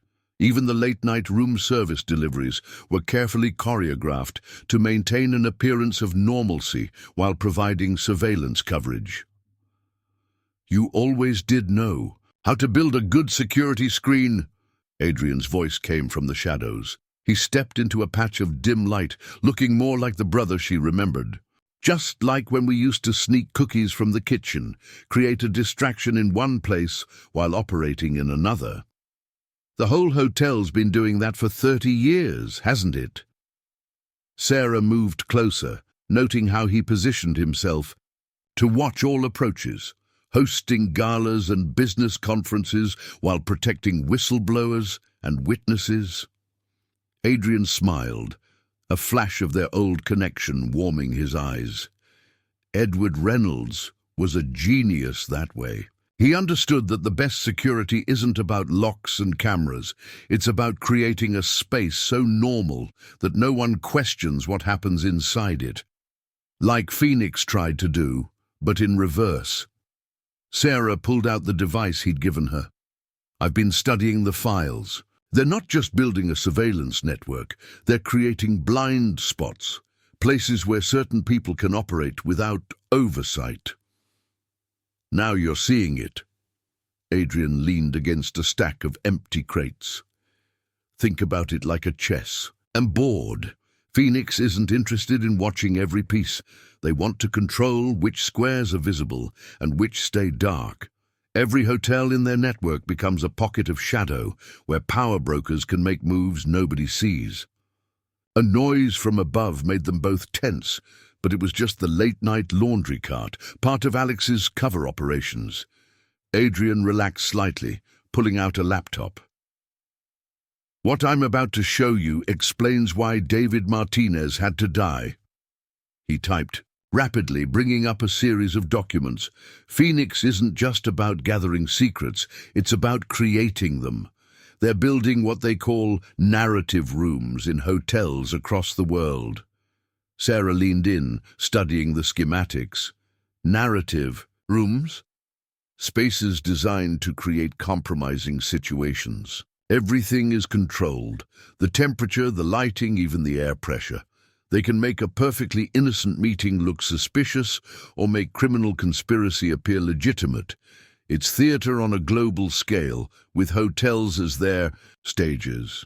And the evidence we found in the East Wing was just the testing ground. The real operation is much bigger. They're planning to roll this out in every major hotel chain. Imagine it. They could orchestrate financial crashes, influence elections, even start wars, all by controlling what happens in these rooms and who gets to see it. Sarah thought about all the entries in the maintenance logs, the people who had sought sanctuary at the Belmont. That's why Edward and Dad built the Witness Protection Network. They saw this coming. Adrian nodded grimly. Edward Reynolds understood something fundamental about hotels. They're not just buildings, they're crossroads where different worlds meet. Phoenix wants to control those crossroads, but Edward wanted to protect them. He pulled up another file, this one showing a familiar name. Remember Wells's partner at the FBI, Agent Carter? Look where she's been staying during her routine inspections of luxury hotels. Sarah's eyes widened as she recognized the pattern. The same hotels where whistleblowers disappeared. She wasn't investigating Phoenix. She was hunting down Edward's sanctuary network. Every time someone tries to expose corruption, Carter shows up and suddenly evidence vanishes. People change their stories or they disappear entirely. A soft beep from Sarah's phone signaled a message from Alex. Security picked up unusual movement on the roof. Could be Phoenix operators. Adrian was already packing up his laptop. They're never far behind, but tonight isn't about evading them. It's about showing you the next phase. He handed Sarah a small key. Storage locker 23 at Central Station. Everything you need to understand what's really happening at the Carlton Hotel Group. The Carlton, but they're our biggest allies in implementing the protection protocols. Are they? Adrian's smile was sad. Look closer at who's running. Their security division. Someone who knows exactly how witness protection networks operate. Someone who used to work for a certain federal agency. Before Sarah could respond, movement at the dock entrance caught their attention. A figure in hotel uniform approached, pushing a laundry cart. "That's not part of Alex's operation," Sarah whispered, reaching for her weapon. No, Adrian agreed, but it is part of mine. He gestured to the cart. Take a look. Sarah cautiously approached, weapon ready. Inside the cart, beneath a layer of linens, lay an unconscious woman in a business suit. Agent Carter herself. Found her setting up a narrative room in the penthouse, Adrian explained. Think it's time she had a chat with the FBI task force about her extracurricular activities. The real FBI task force, not the Phoenix infiltrators. More movement on the roof, more urgent this time. Adrian melted back into the shadows. Central Station, locker 23. And Sarah? His voice softened. Tell Dad I'm sorry for staying away so long, but some battles have to be fought from inside enemy lines. He disappeared just as Alex's security team burst through the dock doors, responding to the roof activity, but they found only Sarah, a laundry cart containing one of Phoenix's top operators, and a trail that led deeper into the conspiracy they were fighting. As she called in a trusted team to handle Carter, Sarah thought about the maintenance logs, the sanctuary network, and her brother's long game. The Belmont wasn't just protecting people. It was gathering evidence for a reckoning that would shake the foundations of power itself. And somewhere in a storage locker at Central Station, the next piece of that puzzle was waiting to be found. Central Station hummed with early morning activity as Sarah approached locker 23. She'd waited until first light, using the rush of commuters as cover. Behind her, Michael blended perfectly with the crowd, pretending to check train schedules, while watching for any Phoenix operatives. The key Adrian had given her looked ordinary enough, but when Sarah examined it closely, she noticed tiny markings etched into its surface, the same code they'd used in childhood.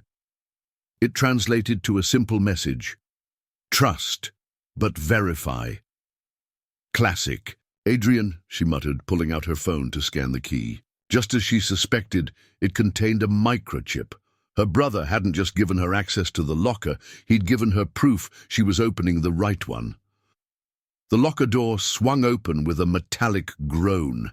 Inside, instead of documents or hard drives, she found a single first-class train ticket to Chicago, dated for that afternoon, and a worn Belmont Hotel matchbook. Between its covers was a folded note in Adrian's handwriting. The Carlton's flagship property opens tonight in Chicago. Their new security director, Margaret Foster, is ex-FBI, but not the kind that carries a badge. Check the guest list for the opening gala. Some names might look familiar from Dad's maintenance logs, but they're not there seeking sanctuary. This time, Sarah's phone buzzed. Alex sending an update. Carter's talking. Says Foster recruited her into Phoenix 5 years ago, used the Carlton hotels to track down whistleblowers before they could go public. Uju all around her, the station filled with morning commuters, each focused on their own journey, unaware of the shadow war being waged in luxury hotels across the country. Sarah opened the matchbook again, finding more of Adrian's message inside. The cover: remember when we were kids, how Dad would let us help check the fire safety systems? Every match in this book represents a witness who disappeared after staying at a Carlton property. Count them, then check today's Chicago Tribune, page 3. Sarah quickly bought a copy of the Tribune from a nearby newsstand. Page 3 featured a glowing article about the Carlton Chicago's grand opening, focusing on its state-of-the-art security systems. But when she counted the matches and cross-referenced them with the article's dateline, her blood ran cold. "Michael," she called softly, "get me everything we have on missing witnesses from the past 5 years, specifically ones who were about to testify about corporate fraud or financial crimes." While Michael made calls, Sarah studied the article more closely. The Carlton's new security system was described as revolutionary, featuring adaptive privacy protocols and selective surveillance coverage. To most readers, it sounded like luxury amenities, but Sarah now recognized the Phoenix terminology for what it really was: a blueprint for controlled information manipulation. Her phone buzzed again, this time with a message from Bernard. Found something in the old logs. Every time a witness disappeared from a Carlton hotel, there was a corresponding maintenance entry at the Belmont. Edward was tracking them, trying to figure out the pattern. He knew, Sarah realized, he knew they were turning witness protection programs into hunting grounds. That's why he and Adrian built the Sanctuary network in secret. Michael returned with a tablet displaying records of missing witnesses. Look at this pattern. Each disappearance was preceded by a stay at a Carlton hotel, and in every case, Margaret Foster had personally handled their security arrangements. Sarah counted the matches again, 15, exactly matching the number of high-profile witnesses who had vanished while building cases against major financial institutions. But something else caught her eye in the Tribune article. A photo of the Carlton Chicago's executive team. In the background, barely visible but unmistakable, was a face she recognized from the Belmont's security footage. That's one of the men who tried to access our servers, she told Michael. He's not just working for the Carlton, he's running their entire security infrastructure. Phoenix isn't just infiltrating hotels, they're building their own. The train ticket in her hand suddenly felt heavier with purpose. The Carlton's opening gala wasn't just a celebration, it was Phoenix's coming-out party. They were about to take their operation public, hiding it behind five-star luxury and cutting-edge security. Sarah's phone lit up with one more message, this time from an unknown number. The best magic trick isn't making something disappear, it's making people think they're seeing everything while missing what matters. Dad taught us that during his card games. Time to show Phoenix how it feels to be the ones getting played. She smiled, recognizing Adrian's style. He hadn't just given her evidence, he'd given her an opportunity. The Carlton thought they were opening a hotel tonight. Instead, they were walking into a trap, 15 years in the making. Michael, she said, pocketing the train ticket, call Alex. Tell him to contact every hotel in our network. Tonight's gala just became a two-way operation. Phoenix thinks they're launching their masterpiece, but we're about to show them what a real Sanctuary network can do. As the morning crowd surged around them, Sarah thought about all the pieces falling into place. The Belmont had started this fight by protecting one witness at a time. Now it was about to help expose the very system that had turned hotels into weapons. She boarded the train to Chicago, Adrian's matchbook secure in her pocket, each missing match representing a life Phoenix had tried to silence. By tonight, those silenced voices would finally have their say. The Chicago skyline stretched before Sarah as she stood in the Carlton's gleaming lobby. The new hotel was everything the Belmont wasn't. All steel and glass, with modern angles, replacing classic charm, but beneath its sophisticated surface, she could see Phoenix's fingerprints everywhere. Your suite is ready, Ms. Foster. The front desk clerk smiled, handing over a key card. Sarah had assumed Margaret Foster's identity with help from Adrian's preparation. The real Foster was currently dealing with an urgent situation at another Carlton property, courtesy of the Belmont's network. The security preparations for tonight's gala, Sarah asked, matching Foster's known mannerisms. Everything is proceeding according to your specifications, the clerk replied, using one of Phoenix's recognition phrases. The narrative rooms are fully calibrated. Sarah's earpiece crackled softly, Alex coordinating from the Belmont. We've got eyes on the real Foster. She's thoroughly distracted by a whistleblower sighting in Detroit. Our people are keeping her running in circles. The presidential suite offered a perfect view of the gala preparations below. Staff members transformed the grand ballroom into what looked like a showcase of luxury hospitality. But Sarah's trained eye caught the hidden details. Cameras disguised as light fixtures, microphones built into table centerpieces, and subtle markers indicating zones of selective surveillance. Just like Adrian said, she murmured, studying. The layout. They're not just watching, they're creating a stage where they control what gets seen and heard. Her phone buzzed with an encrypted update from Michael. Guest list cross-referenced with Dad's logs. 3 of tonight's VIP attendees are former witnesses who changed their stories after staying at Carlton Properties. They're bringing the people they helped silence to celebrate their own triumph. More than that, Bernard's voice joined the conversation through her earpiece. The maintenance logs show a pattern. Every time Phoenix turned a witness, they staged a public appearance like this. It's not just about silencing people. It's about parading their control.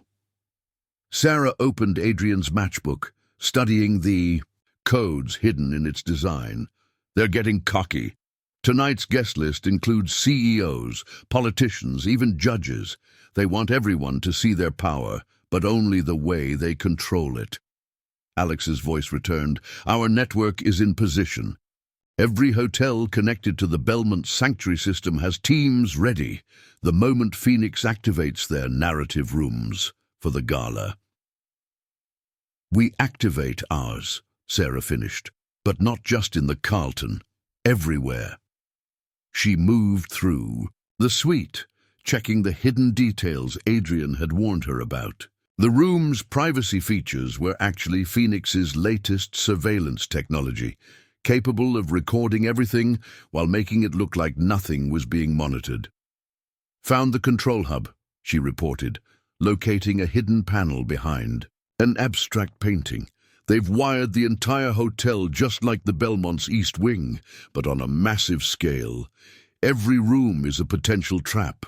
Michael's voice joined the conversation.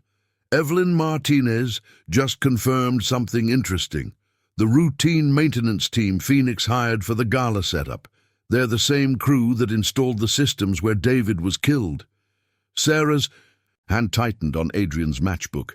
They're not just celebrating their new hotel, they're recreating their greatest hits. Every person they silenced, every truth they buried, it's all part of tonight's show. A knock at the door interrupted her thoughts. Outside stood a young woman in hotel uniform, but Sarah recognized the subtle signs of Phoenix training in her stance. Miss Foster, the final security briefing is starting in the command center. Perfect timing, Sarah smiled, channeling Foster's confident authority. Lead the way. As they walked through the hotel's service corridors, Sarah noted how Phoenix had modified the Carlton's original design. Every staff-only area doubled as a surveillance post. Every service elevator could become a trap. It was the Belmont's corruption scheme magnified to an art form. The command center was a marvel of modern surveillance technology. Wall-to-wall screens showed every angle of the hotel, with particular focus on the areas designated for tonight's VIP guests. Tonight's operation is our masterpiece, the chief of security announced to his team. Every room is calibrated to capture exactly what we need. When our guests see how effectively we can control information, the Carlton will become the new standard in luxury hospitality. Sarah took her place at Foster's designated station, watching the pieces fall into place. On one screen, she saw staff preparing the narrative rooms where Phoenix planned to demonstrate their power. On another, wealthy guests began arriving for the pre-gala preparations. But what Phoenix didn't know was that they weren't the only ones who could control information. Throughout the city and across the country, hotels in the Belmont's network were preparing their own performance. Everything's ready, Alex confirmed in her ear. The moment they activate their system, we show them what a real hotel network can do, Sarah finished, thinking of all the lives Phoenix had destroyed, all the truths they'd tried to bury. Tonight, luxury hospitality would become a battlefield, but this time the shadows wouldn't belong to Phoenix alone. The Carlton's grand ballroom sparkled like a diamond, but Sarah knew better. It was more like a spider's web, beautiful and deadly. From her position at the Security Command Center, she watched Chicago's elite filter in through the main entrance, each one stepping unknowingly onto Phoenix's elaborate stage. You wouldn't believe who just walked in. Michael's voice came through her earpiece. He was working undercover as a bartender, positioned perfectly to observe the crowd. Remember that bank CEO who mysteriously dropped corruption charges last year? He's chatting with 3 judges who all handled Phoenix-related cases. They're not just celebrating, Sarah realized, watching the interactions play out on her monitors. They're having a reunion. Everyone who helped them bury the truth, all in one place. The security team around her buzzed with activity, fine-tuning their narrative rooms for the evening's main event. Each room was designed to create perfect, controlled scenarios, a technological marvel that made Sarah's skin crawl. System. Test complete in Suite 1408, a technician reported. Video and audio calibration at optimal levels for tonight's demonstration. Sarah knew what that meant. Phoenix was planning to show their VIP guests exactly how they could manipulate reality within these rooms. Any conversation could be rewritten, any meeting reframed to tell whatever story they wanted. But they weren't the only ones with a story to tell. Network status, she whispered into her comm. Alex's voice came back clear and confident. Every hotel in our alliance is ready. The Belmont Sanctuary system is fully activated, just waiting for your signal. Through the ballroom's security feeds, Sarah watched as the Carlton's manager took the stage. His welcome speech was perfectly crafted, all about tradition, luxury, and discretion. But between the lines, he was really selling something else: power. The Carlton represents the future of hospitality, he announced to appreciative murmurs. A place where privacy isn't just promised, it's guaranteed, where what happens in our rooms stays exactly as our guests need it to stay. That was the cue. Sarah watched Phoenix's security chief activate their master system, bringing all their narrative rooms online at once. On her screens, green lights flickered across the hotel's schematics, marking each zone of controlled surveillance. Now, she whispered. Across the city, across the country, hotels in the Belmont's network sprang into action. But instead of creating false narratives, they were revealing true ones. Every conversation Phoenix had ever manipulated, every witness they'd silenced, every deal they'd corrupted, all playing simultaneously on secure channels. Feed status, Sarah asked, maintaining her cover as she monitored Phoenix's systems. Broadcasting clear, Bernard confirmed from the Belmont. Every hotel in our network is streaming proof of Phoenix's operations to law enforcement and media outlets. But here's the beautiful part. We're using their own narrative room technology to do it. It was like watching dominoes fall in slow motion. In the ballroom, phones began buzzing. The bank CEO's face went pale as he read something on his screen. One of the judges nearly dropped his champagne glass.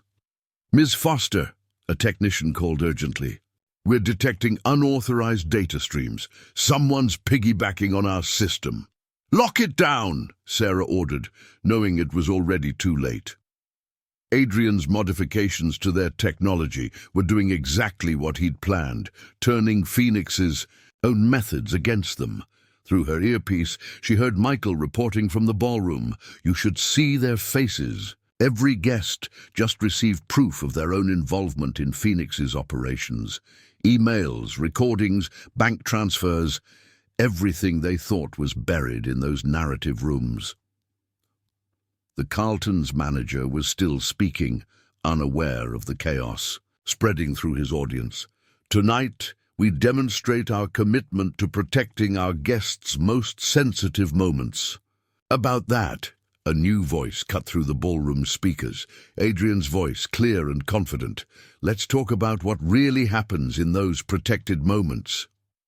Every screen in the ballroom, every digital display in the hotel came to life with evidence. Security footage showing witnesses being threatened, audio recordings of judges being bribed, financial records tracking millions in payoffs through the Carlton's hidden accounts. "What you're seeing," Adrian's voice continued, is playing in every hotel that adopted Phoenix's security systems. Your narrative rooms aren't just failing, they're exposing the very things you built them to hide. The security team around Sarah erupted in panic. But before they could react, the hotel's real security force, carefully positioned agents from the Belmont's network, moved in. Federal agents. The call rang out across the ballroom. Everyone stay where you are. Sarah stood from her station, finally dropping the Foster disguise. Actually, she smiled at the stunned security chief, your whole surveillance system has been running on our network for the past 6 hours. Those narrative rooms you're so proud of, they've been collecting evidence for the biggest corruption case in hospitality history. Through the chaos of arrests and revelations, Sarah caught a glimpse of a familiar figure slipping out through a service entrance. Adrian had been there all along, making sure his technological trap worked perfectly. The matchbook in her pocket felt lighter now. Each missing match, each silenced witness, had finally found their voice again. Phoenix had built a system to control the truth, but they'd forgotten something important. In the end, the truth has a way of checking out of even the most carefully controlled hotels. Dawn broke over Chicago as the last of the arrests were processed. The Carlton's pristine lobby had become a command center for federal agents, its narrative rooms now being dismantled piece by piece. Sarah stood by the front desk, watching as years of Phoenix's careful planning crumbled around her. Final count, Michael reported, tablet in hand. 37 high-level arrests, including 3 federal judges, 6 corporate executives, and the entire Carlton security leadership. But that's just the beginning. Alex's voice came through on the secure line. The evidence broadcast through their own system triggered investigations in 12 countries. Every hotel that implemented Phoenix's security standards is now under scrutiny. And the witnesses?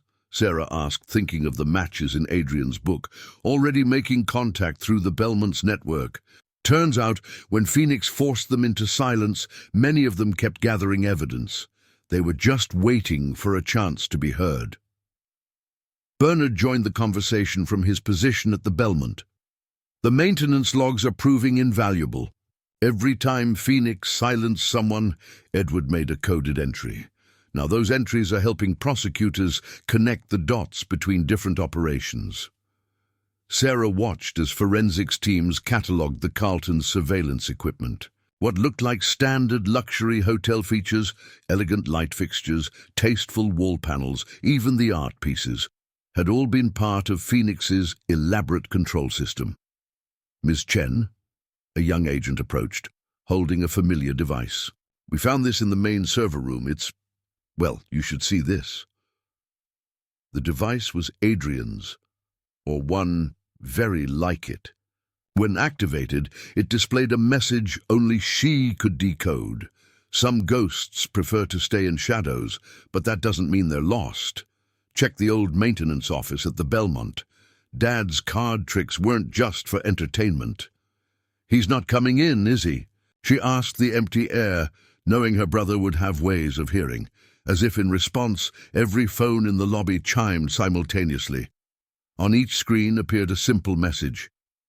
The best sanctuary stays hidden, but I'll always be watching. Take care of Dad. Michael gestured to one of the Carlton's narrative rooms being dismantled. You know what's ironic? They spent millions building these rooms to control information, but in the end, it was the Belmont's simple paper logs that brought them down. Because my father understood something they didn't, Alex said, having just arrived from Chicago's airport. Hotels aren't about controlling people's stories, they're about protecting them. The morning sun caught the Carlton's modern glass facade, creating patterns that reminded Sarah of the Belmont's crystal chandeliers. But where the Belmont's light welcomed and protected, the Carlton had been built to deceive and trap. We're finding more, an agent reported, bringing over documents. The Carlton was just the showcase. Phoenix had plans to implement their system. In government buildings, corporate headquarters, even private residences. They weren't just trying to control hotels, they wanted to monitor everything. Sarah thought about all the lives touched by this conspiracy, the witnesses forced into silence, the honest employees threatened into compliance, the guests unknowingly caught in Phoenix's web. But she also thought about the network that had fought back, the Belmont's quiet resistance, her father's patient record-keeping, Adrian's long game of technological chess. "Mr. Reynolds?" A group of hotel staff approached Alex tentatively. We didn't know about what the security systems really did, about the people they hurt." Alex's response was pure Belmont hospitality. "Then help us make it right. Every hotel should be a sanctuary, not a trap. Your skills, your dedication to service, that's what hospitality is really about." As if to emphasize his point, the first morning guests began arriving. Not Phoenix's controlled audience, but regular travelers seeking rest and comfort. The staff, despite the chaos of the investigation, moved smoothly to assist them. "That's what Phoenix never understood," Sarah mused, watching the natural rhythm of hotel life resume. "You can't control hospitality. You can only offer it freely." Her phone buzzed with a message from Bernard. "Found something in Edward's card trick box. Come home. There's one more story that needs telling." Looking around the Carlton's lobby one last time, Sarah saw not just the end of Phoenix's operation, but the beginning of something new. Every hotel they'd tried to corrupt could now choose a different path. Every employee they'd threatened could now work without fear.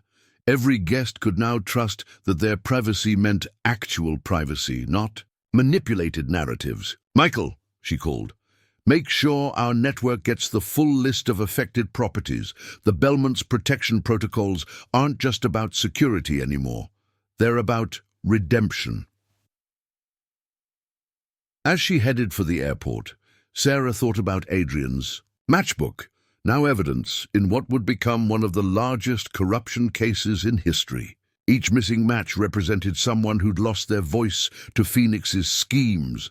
Now those voices were being heard again, their stories finally free from the shadows where they'd been hidden. But her father's card trick box, that was a mystery still waiting to be solved. And knowing Edward Reynolds, it would be more than just a final piece of evidence. It would be a message, not just about what they'd overcome, but about what they still needed to protect. The Belmont's lobby welcomed Sarah home like an old friend, its familiar warmth a stark contrast to the Carlton's cold modernity. Bernard waited in Edward Reynolds' old office, a weathered wooden box on the desk before him. The card trick box had been a fixture of Sarah's childhood. She'd watched Edward perform countless illusions from it, delighting guests and staff alike. "You never wondered why a hotel owner spent so much time learning magic tricks?" Bernard asked as she entered, his eyes twinkling with hidden knowledge. "Dad always said Edward believed in entertaining the guests," Sarah replied, running her fingers over the box's worn surface. "Entertainment was the cover story. Watch." Bernard's fingers found hidden catches in the box's design, mechanisms Sarah had never noticed despite years of watching Edward's performances. The box's false bottom slid away, revealing a hidden compartment lined with velvet. Inside lay a deck of cards unlike any Sarah had seen before. Each card was actually a thin metal plate, etched with names, dates, and locations in Edward's precise handwriting. But it was the way they were organized that made Sarah's breath catch. "It's a code key," she realized. "Every card represents a different type of person who might need sanctuary," Bernard finished. "The suits aren't just hearts and spades, they're categories of protection. Whistleblowers, witnesses, survivors, reformers. Edward created an entire classification system, disguised as a magician's prop." Sarah spread the cards carefully across the desk, patterns emerging in their arrangement. The card tricks he performed, they weren't just entertainment, were They? They were messages. Every performance told certain guests which protocols would protect them. Watch. Bernard picked up the Queen of Hearts, holding it under the desk lamp.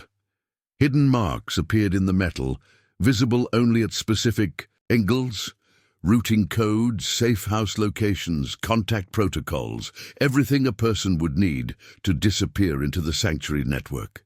Alex joined them, having returned from Chicago, so when my father performed at hotel events, he was identifying people who needed help, Sarah understood. The tricks weren't about fooling the audience, they were about showing specific people they weren't alone. Bernard smiled sadly. Adrian figured it out first. That's why he started developing the digital systems to modernize Edward's methods. But he never abandoned the core principle. The best security isn't about technology, it's about trust. And Phoenix? Alex asked. Did they ever suspect? They were looking for computer networks, surveillance systems, modern technology. They never thought to examine a battered old card trick box. Bernard pulled out one more hidden drawer, revealing a leather-bound journal. This is Edward's real legacy. Not just the names of people he helped, but the philosophy behind it. All. Sarah opened the journal carefully, recognizing Edward's handwriting. A hotel is more than walls and windows. It's a crossroads where lives intersect, where stories unfold. Some of these stories need protection, some need witnesses, some simply need time to find their strength. Our duty isn't to control these stories, but to ensure they have the chance to be told. The true art of hospitality isn't in what we show, but in what we protect. Every magic trick has two parts, what the audience sees and what they don't. The same is true of sanctuary. The visible face of luxury and service masks the deeper purpose, providing safe harbor to those who need it most. To those who follow, remember that the greatest security comes not from locks and cameras, but from the simple act of bearing witness. Every person who passes through our doors carries a story. Some of these stories will shake the foundations of power. Others will simply save a single life. All are worthy of protection. The cards in this box aren't just tools of illusion. They're keys to safety, hope, and justice. Use them wisely. The network they unlock was built by many hands, sustained by countless acts of quiet courage. It will endure as long as there are those who understand that true hospitality means offering sanctuary without question to those in need. And to my son, your father's magic tricks weren't just entertainment. They were practice for the real magic, making people disappear when they needed to vanish, and helping them reappear when the time was right to be seen. Alex's hands trembled slightly as he read his father's words. All those years, he was building something far bigger than a hotel chain. He was building hope, Bernard said quietly. And now, with Phoenix exposed, we can finally bring it all into the light. Well, most of it. He smiled knowingly. Some tricks should stay secret, ready for the next time they're needed. Sarah studied the metal cards, thinking of all the lives they represented. Each one was a story of escape, of survival, of truth preserved until it could be safely told. The Belmont hadn't just protected people, it had protected the very possibility of justice. Adrian has these memorized, doesn't he? She asked, though she already knew the answer. Bernard nodded. Every code, every protocol. He disappeared into the network he helped create, using Edward's old tricks to fight Phoenix from within. And now he's out there, making sure other hotels can become sanctuaries too. Sarah finished. The student becoming the master. The morning sun streamed through the office windows, catching the metal cards and sending fragments of light dancing across the walls. Like the Belmont's chandeliers, they seemed to signal not just the end of darkness, but the continuation of a legacy. One that would keep offering sanctuary to those who needed it most. 1 month after the Carlton operation, The Belmont's Grand Ballroom hosted a different kind of gathering. Hotel owners from around the world sat alongside law enforcement officials, former witnesses, and staff members who had helped maintain the sanctuary network. The room hummed with purpose, each person there understanding they were part of something unprecedented. "Welcome to the first official meeting of the International Hotel Sanctuary Alliance," Alex began, standing where his father had performed countless card tricks. What started as one hotel's commitment to protection has become a global movement. Sarah watched from near the entrance, noting how many faces she recognized, people who had once sought sanctuary at the Belmont, now returning to help extend that protection to others. Michael moved confidently among them in his new role as director of training, teaching other hotels how to implement protection protocols without compromising their guests' genuine privacy. The cards Edward Reynolds used weren't just clever, or props, Bernard explained to the assembled group, the metal deck displayed on screens around the room. They were a blueprint for how hospitality could serve a higher purpose. Today we're expanding that blueprint. On the tables before each attendee lay modern versions of Edward's cards, secure digital keys disguised as luxury hotel amenities. Each one could activate a different layer of protection, allowing hotels to offer sanctuary without compromising their regular operations. Phoenix tried to turn hotels into traps, Sarah addressed the crowd. They forgot that true hospitality has always been about offering safety to travelers. Today, we're returning to those roots, but with a modern purpose. A senior FBI official stood to speak next. The evidence gathered through the Belmont's network has led to over 200 arrests worldwide. But more importantly, it's helped us understand how to prevent such exploitation in the future. Maria, who had risen to become the Belmont's head of guest services, demonstrated the new protocols. Every hotel in our alliance serves two purposes. Now, luxury hospitality for regular guests and secure sanctuary for those who need protection. The key is that neither operation interferes with the other. Through the ballroom's windows, Sarah caught a glimpse of a familiar figure watching. From the garden, Adrian didn't wave or acknowledge her, but she knew he was ensuring the security of this historic meeting. His technological expertise had been crucial in developing systems that could protect without surveillance, monitor without invasion.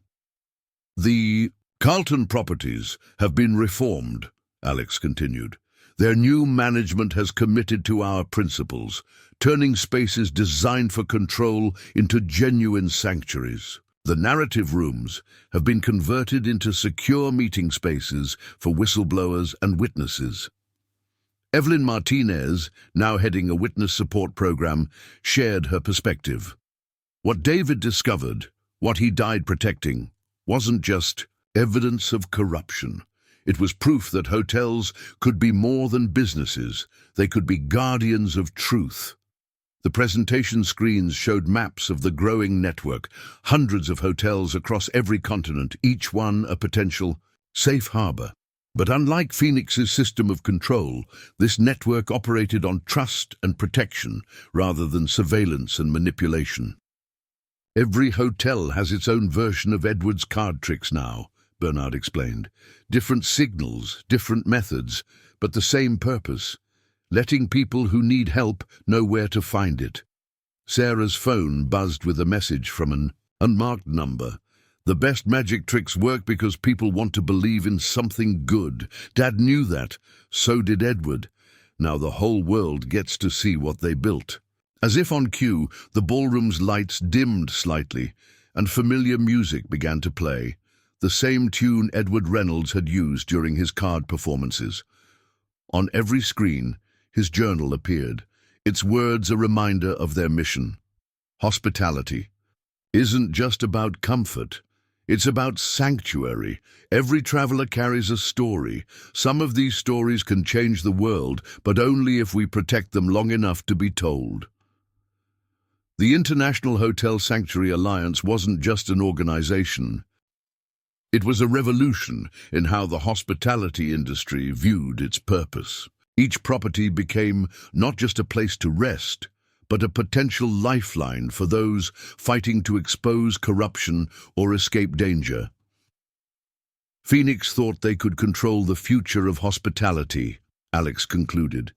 Instead, they helped us discover its true calling.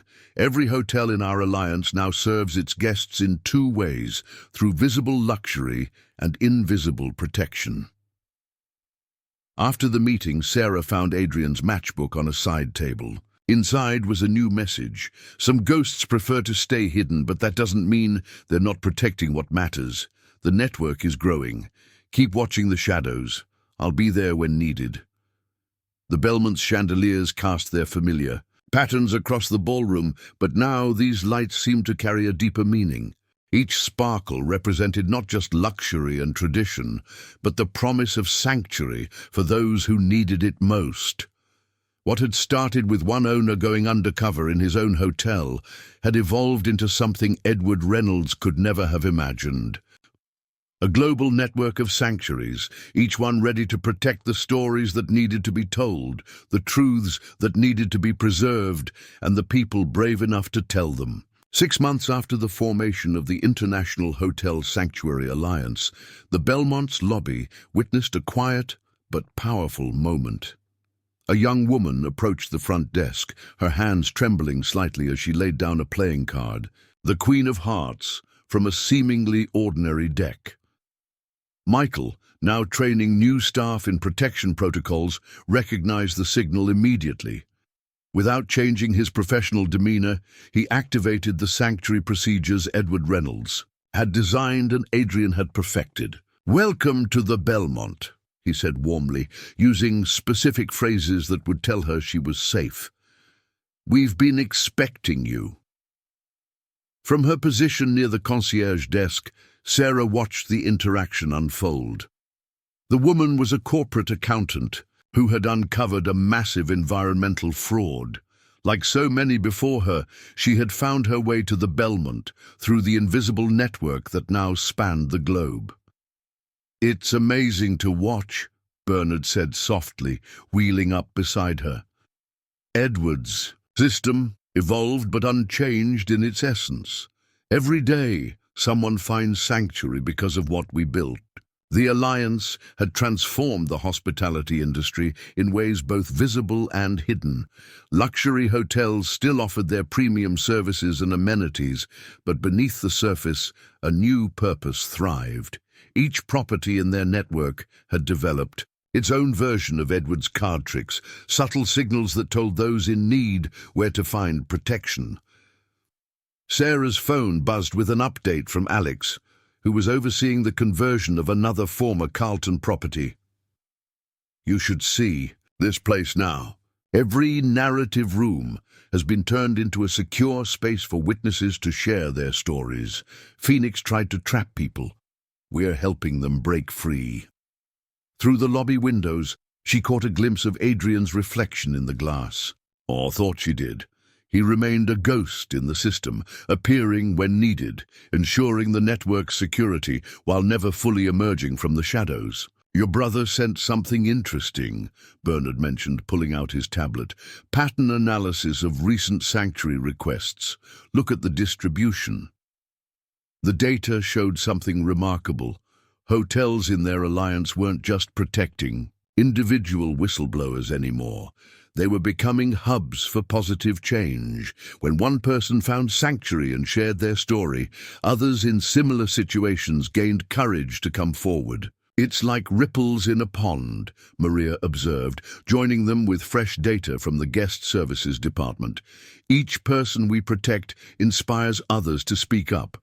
The network doesn't just offer safety, it creates hope." The accountant was being escorted to her room now, following carefully designed protocols that would protect both her identity and her evidence. But she wasn't alone. Throughout the hotel, other guests carried similar stories, each finding their own path to justice. Through the Belmont sanctuary, Mr. Reynolds kept every card trick prop, Michael said, showing Sarah a collection he'd discovered in storage. Each one had a purpose, not just for entertainment, but for communication. We're using the same principles in our modern security systems. The props weren't just historical artifacts, they were reminders of how simple tools used wisely could protect what mattered most. Today's hotels might use digital technology and sophisticated protocols, but the core principle remained the same. True hospitality meant offering sanctuary without question to those in need. Sarah's attention was drawn to a group of hotel owners meeting in the lounge. They had once been competitors, focused solely on profit margins and market share. Now they were allies in something greater, a network of sanctuaries that spanned borders and transcended business rivalries. "The best part," Bernard said, watching the owners discuss protection protocols, "is that Phoenix's attempt to control hotels actually led to this. Their darkness helped us build something filled with light." A message appeared on the lobby's security screens, encoded in the style Adrian had taught her years ago. Some stories can only be told from the shadows.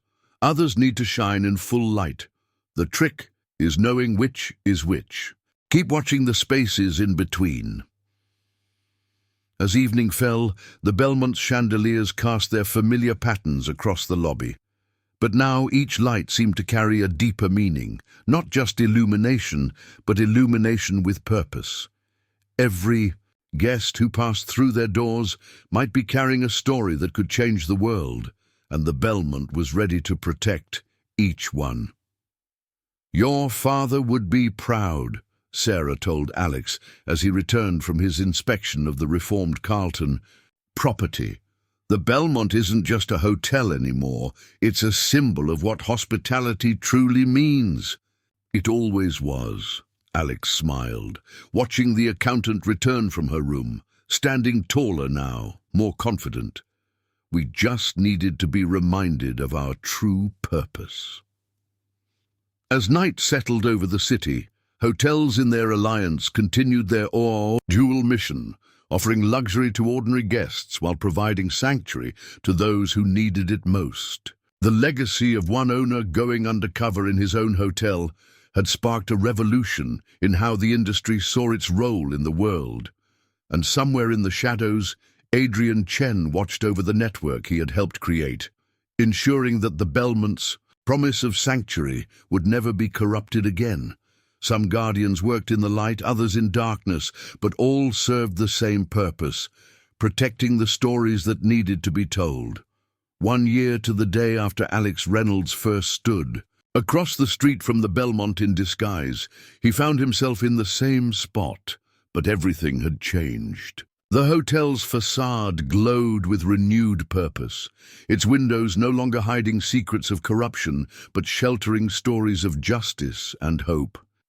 Inside, the night clerk's tears that had once signaled desperation now marked moments of triumph as another witness found their voice. Another truth came to light. The Belmont had become more than just a sanctuary. It was a beacon for those fighting to expose corruption worldwide.